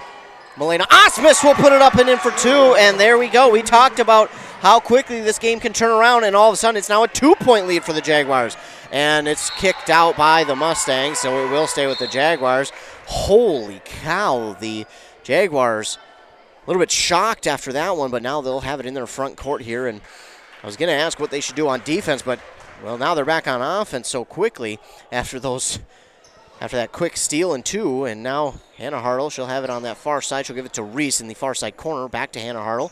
I'm not surprised to see if Hannah Hartle won't stay at that top of the key to try and take a shot, but instead it goes here to Sydney Krieger, now to Reese Hartle. Reese Hartle stands top of the key. She fakes a 3. Parker Ennis not fooled one bit. Parker Ennis showing no fear as well. And now Sydney Krieger for 3. That looks on, and that is good. Wow. Sydney Krieger for 3 makes it a 5-point lead for the Hinckley-Finlayson Jaguars. Parker Ennis on the far side. She goes inside. The pass is nearly stolen away. Quincy Osmus and Milena Osmus are both there. It is stolen away. And here we go. Sydney Krieger with the steal. She gives it up to Hannah Hartle, and it was poked out from behind, that time by Sophia Steffen. And she says, no, you will not get the fast break opportunity this time. She pokes it out from behind to keep them from scoring an easy bucket. 4:31 to go. We have a 5-point lead here for the Jaguars with 4:31 to go. As I mentioned, 49-44. Mustangs trail. And this should be a fun ending. Inbound quickly here to Hannah Tegerstrom. Somehow it goes off her to Reese Hartle. The shot up from Hannah Hartle, no good. And rebounded here by Lauren Colgraf. Not surprised that they have her in right now to probably the rest of the way. Right, yeah. She's can really help them inside there as Quincy Osmus gets double teamed back out to Parker Ennis at top. She's going to take one from the elbow just off the back of the rim. Another rebound and a steal. Oh, and Reese. Ooh. That one was poked. Got lucky. I think Ennis got lucky. She didn't get it. Well, and she got it that time. I was just going to say, I think she got lucky. She didn't get called for the foul, but she will there as Hannah Hartle went up after getting the rebound for 2. And Parker Ennis evening, unfortunately, is done a tad early in this game. And that's unfortunate to see because, man, she's been a fun one to watch here in this game. And she's been a fierce competitor, and she's really helped her team out tonight, even though it won't show so much on the scoreboard. It will be more in heart and her blood, sweat, and tears that she's given to this team here tonight. She has worked so hard this evening to help her team out in any way that she can. And as we were talking, Hannah Hartle missed the first of 2. Well, she got in foul trouble early and then had to sit for a while and was able to kind of work it, but then got two real quick in the second half, and quickly Sophia Steffen with it knocked out of bounds, but it's going to stay with the Mustangs there on that one. So it was a like we were saying with Parker Ennis, got those 2 quick ones, and it was really tough to get into the flow of the second half there for the Mustangs. So they'll be on the other ones now to help pull her. And if you're the Mustangs now, you know that Sophia Steffen has 4 fouls as well. Do you kind of tell her, hey, be careful on defense as we get a steal here by the Jaguars? It's Anna Degerstrom with the steal. Oh, and blocked from behind by Quincy Osmus on Hannah Hartle. And Hannah Hartle kind of talking to herself saying, I should have stopped on that one and waited. Yep, jump stop. It's like the old Maverick, right? Top Gun. Jump stop and let him fly by. They're going to go somewhere to the corner here on this inbounds play. Oh, illegal screen on Brecken Hansen. And that is not what the Jaguars needed right there. They were getting something going. They looked to have a couple of spots open to shoot, but illegal screen, and that'll be the team's 6th foul with under 3.5 to go. And if you're Hinckley-Finlayson right now, you're okay with holding on to the ball on offense and just kind of draining time as that was nearly stolen away, as Mustangs will hold on to it. But Sophia Steffen, she's got 4 fouls, so she's got to be somewhat careful. Lauren Colgraff will turn around, put up a shot that nearly falls, and it's going to go out of bounds. Last touch by Quincy Osmus. Quincy Osmus doing all she could to get the rebound, but slapped it a little too hard, and it will. It was a good shot by Colgraff. She just needed to kind of set herself. She just turned too quick and was not able to, get a really good set look at the rim. So get yourself set, turn and face, and make a good shot. I mean, nothing wrong with the shot. Just needs to be a little bit more patient on it. Megan Sperling will check in for Lauren Colgraff. Interesting decision there for the Mustangs, but they know what they're doing as Reese Hartle gives it off to Gracie Olson. She will somehow come down with her own rebound, will Gracie Olson. And now we'll give it off to Anna Degerstrom. I'm sure the Jaguars right now will just kind of look to roll off some of this clock right now, and well, you'd hope so, to avoid trying to have to. Oh, that's a travel. And Gracie Olson, that's unfortunate for Gracie Olson. There's nothing she could do about that one. She had it, and it rolled up into her kind of bicep area, and she had it kind of clung to her side. There was nothing she could have done on that one. Well, it looked like she kind of might have been bumped by Quincy Osmus on that one. That made her get stuck there, but the official was on a different side, so he really couldn't see where it was and what was going on there. So got a timeout here on the court called by the Jaguars, up 49-44 here with under 3 minutes to go here in the second half. Yeah, this is bound to be a fun finish, 49-44 like you mentioned. But these two teams here in this half have really gotten the three-point game to work. And I wouldn't be surprised if we just start to see a barrage of three-point shots start to not only be shot, but start to fall as well. Because you've seen in this second half, they've got them to fall. And both teams right in the face of a defender. They don't care. They're going to put them up in the face of the defender and basically tell the defender, hey, come stop me. Right, and even some of those shots, we've had really good shots on both teams that were halfway down and then just rattled out for whatever reason. Ooh, nice back. Almost got it there. Quincy Osmus had to go through her hands, but Sophia Steffen being a good teammate right there for the rebound. And somehow Gracie Olson came up with the rebound and handed it off to Reese Hartle. Now Hannah Hartle in the face of a defender. That time the defender got the best of her there. As Gracie Olson, though, will race to the far side to get the rebound. And now she'll look to drive inside. That one's going to go out of bounds. It will stay with the Jaguars. And looked like she could have been fouled on that far side, but they did not blow the whistle. So 2:12 to go. Jaguars will hold on to it. And if you're the Jaguars, even if you get that wide open shot, do you take the shot with the wide open opportunity, or do you continue to dribble out the clock? Well, 2 minutes left. This is my time of the game where I'm always saying layups and free throws. That's what we want. Layups and free throws, and she walked. Oh, did she? I thought she had the step and then dribbled. She had that back pivot foot. Okay. Now they're going to go offense to defense. So Colgraff's going to come back in for offense here. Probably the rest of the way, if there's any dead ball fouls, they'll be doing some offense for defense here to get probably fixed back on for Colgraff, and then Colgraff on for offense. So if you're the Jaguars right now, I think the two that you're looking at are Steffen and Colgraff, but obviously you can't just worry about those two alone because they've got shooters everywhere. Steffen, her shot no good, rebounded here by Degerstrom. Well, yep, and Qual's been hitting a couple threes here too, so maybe some dribble drive, kind of knock it out, see if you can get her open on a corner look. And now the Jaguars will just waste as much time as they possibly can. And, nearly a steal for the Mustangs. And then we're going to get a foul on the Mustangs. And that will put them to their 9th team foul here in the second half. And one more, and it'll be 2 the rest of the way for the Jaguars. It will be Hannah Hartle at the line. And it's the first foul here on Carla Kowal. So if you're looking for a silver line there for the Mustangs, it's that she has plenty to give.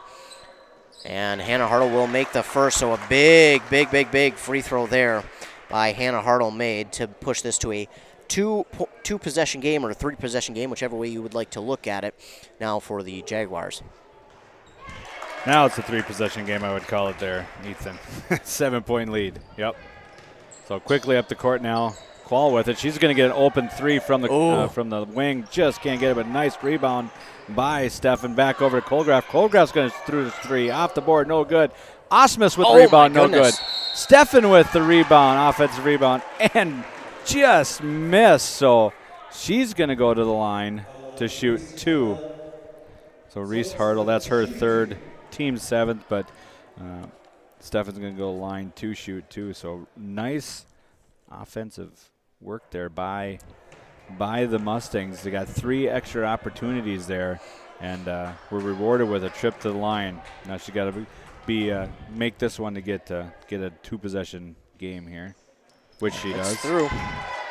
Yeah, that was if you're Hinckley-Finlayson, got to be a little bit upset with how that went, because you had, as you mentioned, Mora grabbed 3 more opportunities after their initial shot, and that's not what you want if you're playing defense, because you'd like to see your team grab the rebound and start to drain some clock, as Sophia Stefan nearly had the steal. With under a minute to go, it's a 6-point game now in favor of the Jaguars, and they'll inbound it to Degerstrom. She has got no one around her. Now Stefan, and she'll just guard Stefan. A 3 from Hannah Hartle, no good. Poked out there by Quincy Osmus. It will stay with the Jaguars, and if you're the Mustangs, when do you start to foul here? Well, I think Coach Strelos really wants them to foul, but the only problem was in that corner they had Sophia Stefan there, and she has 4. Nice little cut by Degerstrom for 2.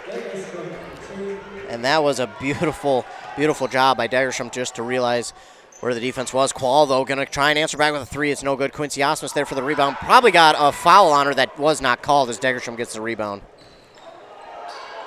And now Reese Hartle will stand with it on that far side. She'll give it back to Gracie Olson. And she's bumped. And I don't even know if Quincy Osmus meant to do that, but she's bumped. So Gracie Olson will go to line and shoot 2. And they'll shoot 2 from here on out. Quincy Osmus, her 4th, and the team's 10th. So with 21.6 seconds to go, 53-45 is the lead here for the Jaguars. It's not over yet. And the first one, no good. And that's huge for the Mustangs as they trail by 8 here on that Embrace Orthodontics scoreboard. Your customized smile journey starts with a free consultation. The team at Embrace Orthodontics wants to make your journey as seamless and convenient as possible. Custom braces or Invisalign. And Gracie Olson makes that one to make it a 9-point game now. Quickly get a shot. Doesn't matter if it's a 2 or 3. Get a timeout then. Oh, my goodness. Quincy Osmus has just been owning the offensive boards there, and she gets the rebound, gets her own rebound, and the putback. Count the foul, and she goes to the line for the traditional 3-point play. And that was that shot by Lauren Colgraf. I mean, I don't know how many of those she's had tonight where it's halfway down and then decides, I don't feel like going all the way through with this. It comes back out. That is so heartbreaking for her. She's probably had about 3 or 4 of them here tonight that have done that. And that one from 3, that would have been a huge break for Mora. But as you mentioned, Quincy Osmus has been really controlling the boards here for Mora this last 3 minutes or so. And now she'll get an opportunity for that 3-point play. But time is really against them right now. I think we have about 11 seconds to go here in the game. They're down now by 7. Quickly get this one. Mora called a timeout, so they want to quickly make the basket, get it inbounds. If you can steal, get the quick steal and get the bucket. Otherwise, quick foul. See if you can prolong the game longer and then quickly come back down. Still 1 timeout left for Mora, 2 for the Jaguars. So that just kind of playing the game now with, 11 seconds? And how important is it to quickly foul? Well, if you can't get the steal, you got to foul right away. So you're going for the foul right away. Missed there by Quincy Osmus. So Jaguars will inbound and look to seal the victory here. And we get a whistle, but I think it was maybe just a whistle to let them go. And did we get a timeout? We did. Timeout was called, yep. So Rob Witter, the head coach for the Jaguars, will call the timeout as that 5-second clock nearly was over, but I think they got it in time, but either way it doesn't matter because the Jaguars will call a timeout. They'll be left with 1 to go here with just under 11 seconds to go. The Jaguars have a 54-47 lead, and again, we've seen a game where this Mustang team just refuses to go away. They will fight to that final buzzer, and you love to see that in a team like this. And again, Mora has played some tough teams this year. You got to think that the way they've played and the fight that they've showed is going to be big coming into playoffs, or going into playoffs, I should say. Well, playoffs also, but if you look at the roster, 2 seniors on the roster, so a young team, a lot of juniors and sophomores playing for Mora. So what you're seeing here is you're not only building for the end of the year and the playoffs, but you're also building for next year. You've got a team that is really competing, really trying hard, and giving it all right to the last minute here. We're down 7 here, and it could go either way, but they just keep competing. I mean, not go either way, but 7 points can be really tough unless you got Reggie Miller on your team. That's for all you old people who watched the NBA way back in the day. Inbound here to Hannah Hartle, and she'll get fouled, and she'll go to line to shoot 2. And it really doesn't matter who the foul's on anymore for Mora. They just need to get the ball back, but it's going to go against Carla Quall, only her second. And Hannah Hartle will shoot 2. First one is up and off the front of the rim. So, Mustangs, that helps, and you need the rebound here, and you need to go quick and take a shot. That's going to be no good. So now, okay. Coach Witter wanted all of his girls back, so he took everybody back out, but they had given the ball, so I thought they were going to give the violation there to Hinckley, but the other ref overruled that. No good. Quickly, they got to get it ahead quickly now. Sophia Steffen quickly up the court. She's going to get over to Colgraf. She's got a 3 up, and she makes it. And a timeout called. Wow. Finally gets one to fall there for herself. 54-50 with, 1.8 to go, so unfortunately, this one's pretty much wrapped up. Now, it's not over, but with 1.8 seconds. Really, all Hinckley-Finlayson has to do is just get the ball in. Yeah. Point. I mean, you have 5 seconds if someone's guarding you. You have 10 seconds to get across the timeline. But really, you just have to hold it for 1.8 seconds, and the game's over. But you get a quick steal. You shoot a 3. You're fouled with a chance to tie it here. So you never know, right? Yeah. We've seen some crazy comebacks this season in all levels of sports. So let's not count them out just yet. 1.8 to go, though, and last time out there by Mora, and Degerstrom will just inbound. Probably have somebody throw it deep. That'll do it. There it is. They won't even call the foul there. They're going to just let the clock drain, and that will be it. So the Mustangs come up just short here in this one, but it was a fun one to watch. 54-50 is the final. Jaguars with the victory over the Mora Mustangs. We will take a commercial break here. Word from our fine sponsors, and when we come back, we'll recap this game and let you know what's coming up for both of these teams here this week, as well as our broadcast here at the Q Media Group. You're listening to Girls Basketball on Nice 95.5 FM, KBEK. Are you interested in a technical degree that can quickly help you land your dream career? Or maybe you've always dreamed of going to a 4-year college, but you'd like to start close to home. Either way, Pine Technical and Community College has you covered. PTCC offers more than 50 degrees in hot fields like healthcare information technology, advanced manufacturing, and business. PTCC is now accepting applications. Financial aid may be available. Online at pine.edu. Starting out or starting over, find your future at Pine Technical and Community College. It's time to start pushing snow. Sorry, just the messenger. Thankfully, Minnesota Equipment in Isanti has affordable machines to do the heavy lifting. Any size property. Toro and Aaron's walk behind snow blowers. Oh, you got land, huh? How about John Deere lawn and garden tractors? Or a compact utility tractor? Minnesota Equipment has them in stock. Snow removal doesn't have to be backbreaking. Not if you get into Minnesota Equipment. Highway 65 in Isanti. Or visit minnesotaequipment.com. Hey, I'm Chad Greenway. When I was playing, I loved chasing down running backs. But you shouldn't have to chase your bank around when you're buying a home. Franzen Bank and Trust Mortgage Consultants will be with you stride for stride, like a linebacker on a running back, from pre-approval to closing and beyond. Let Franzen Bank guide you through the mortgage process. Learn more at franzenbank.com/get there. Franzen Bank and Trust. Real people, real results. Member FDIC, Equal Housing Lender. No appointment? No problem. Injuries and feeling ill don't always happen during normal business hours. That's why Wellia Health has urgency services open 7 days a week. Urgency Services in Pine City offers the care you need when you need it. Hours are now 9 a.m. to 7 p.m. 7 days a week. No need to call or make an appointment. Just stop in. When tomorrow isn't soon enough and normal business hours just won't do, you can count on Wellia Health to be there for you. Live life well at Wellia Health.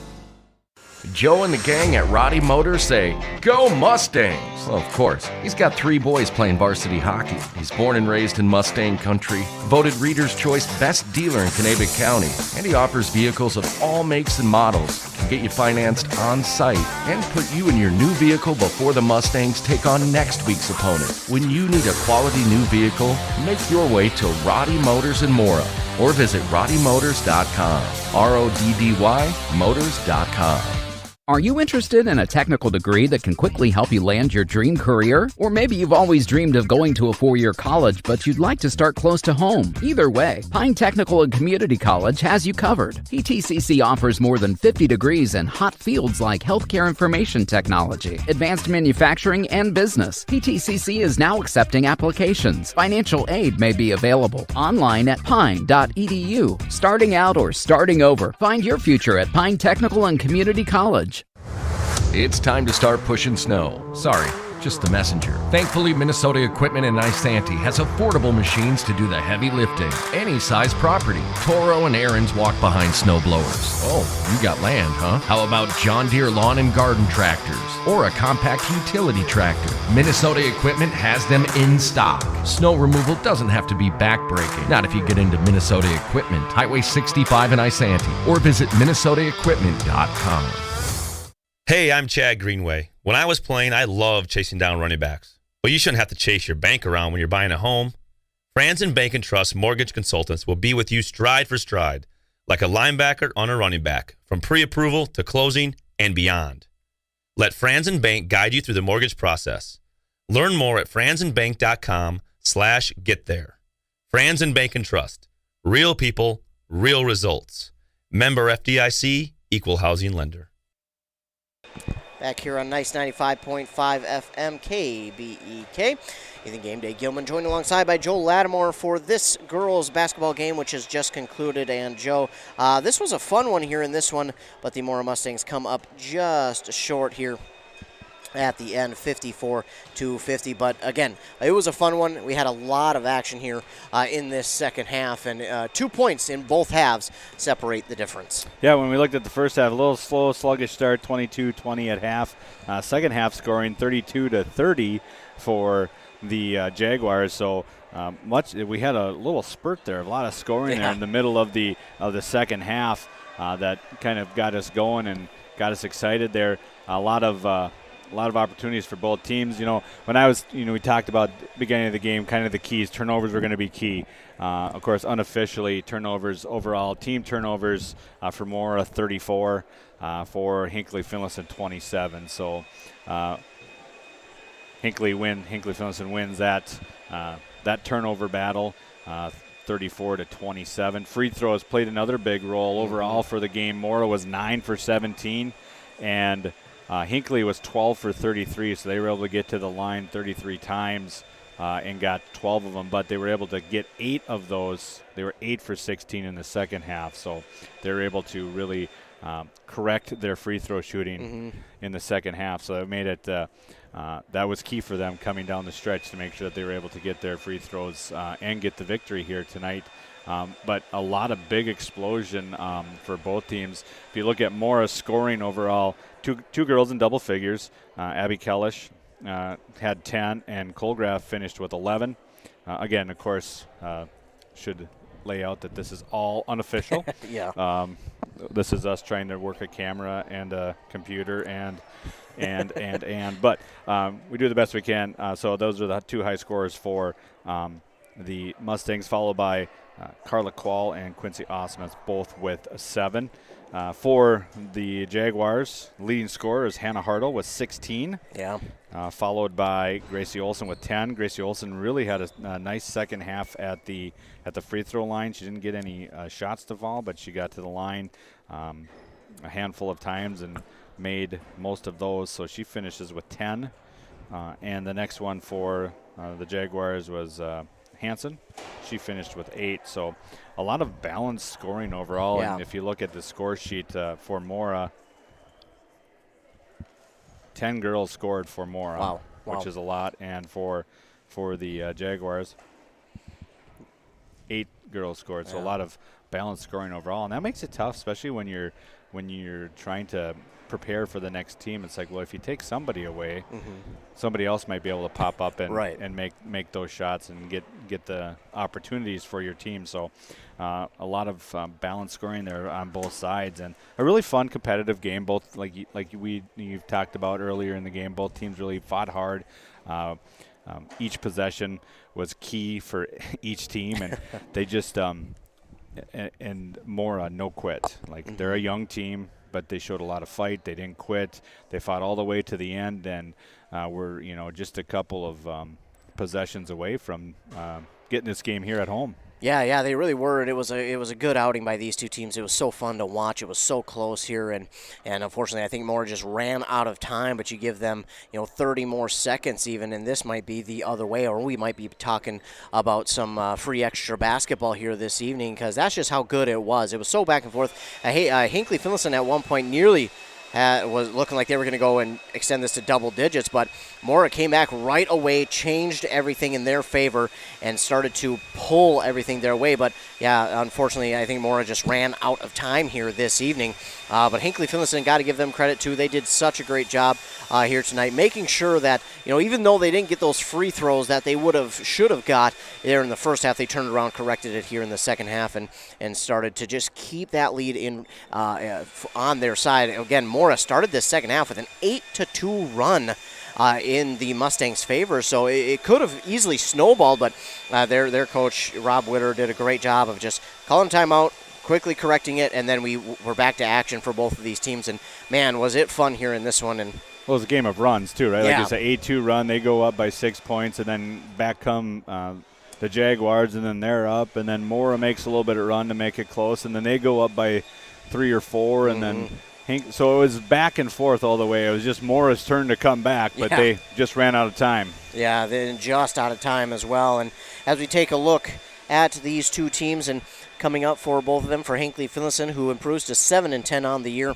and they will play on tomorrow, actually. They will travel up to McGregor for that game, and then they'll have 2 more, believe it or not. This is a full week. They got 4 this week. Yeah, this is a full week for Hinckley-Finlayson. They'll play their last 2 games at home against Rush City and East Central. So 2 more fun ones coming up. Well, 3 more, actually, for Hinckley-Finlayson. But the 2 to end the week against Rush City and East Central, 2 conference opponents, and that should be fun for them as Rush City. That's always a fun opponent. And East Central, those should be 2 games. And I think, for Hinckley-Finlayson, you can't overlook those, because those 2 teams, even though they might be having a down year, so to speak, those are 2 very, very competitive teams. Well, they're both rivals, too. Yeah. So that throw out the record books when you go someplace and play those teams. It doesn't matter. Absolutely, yeah.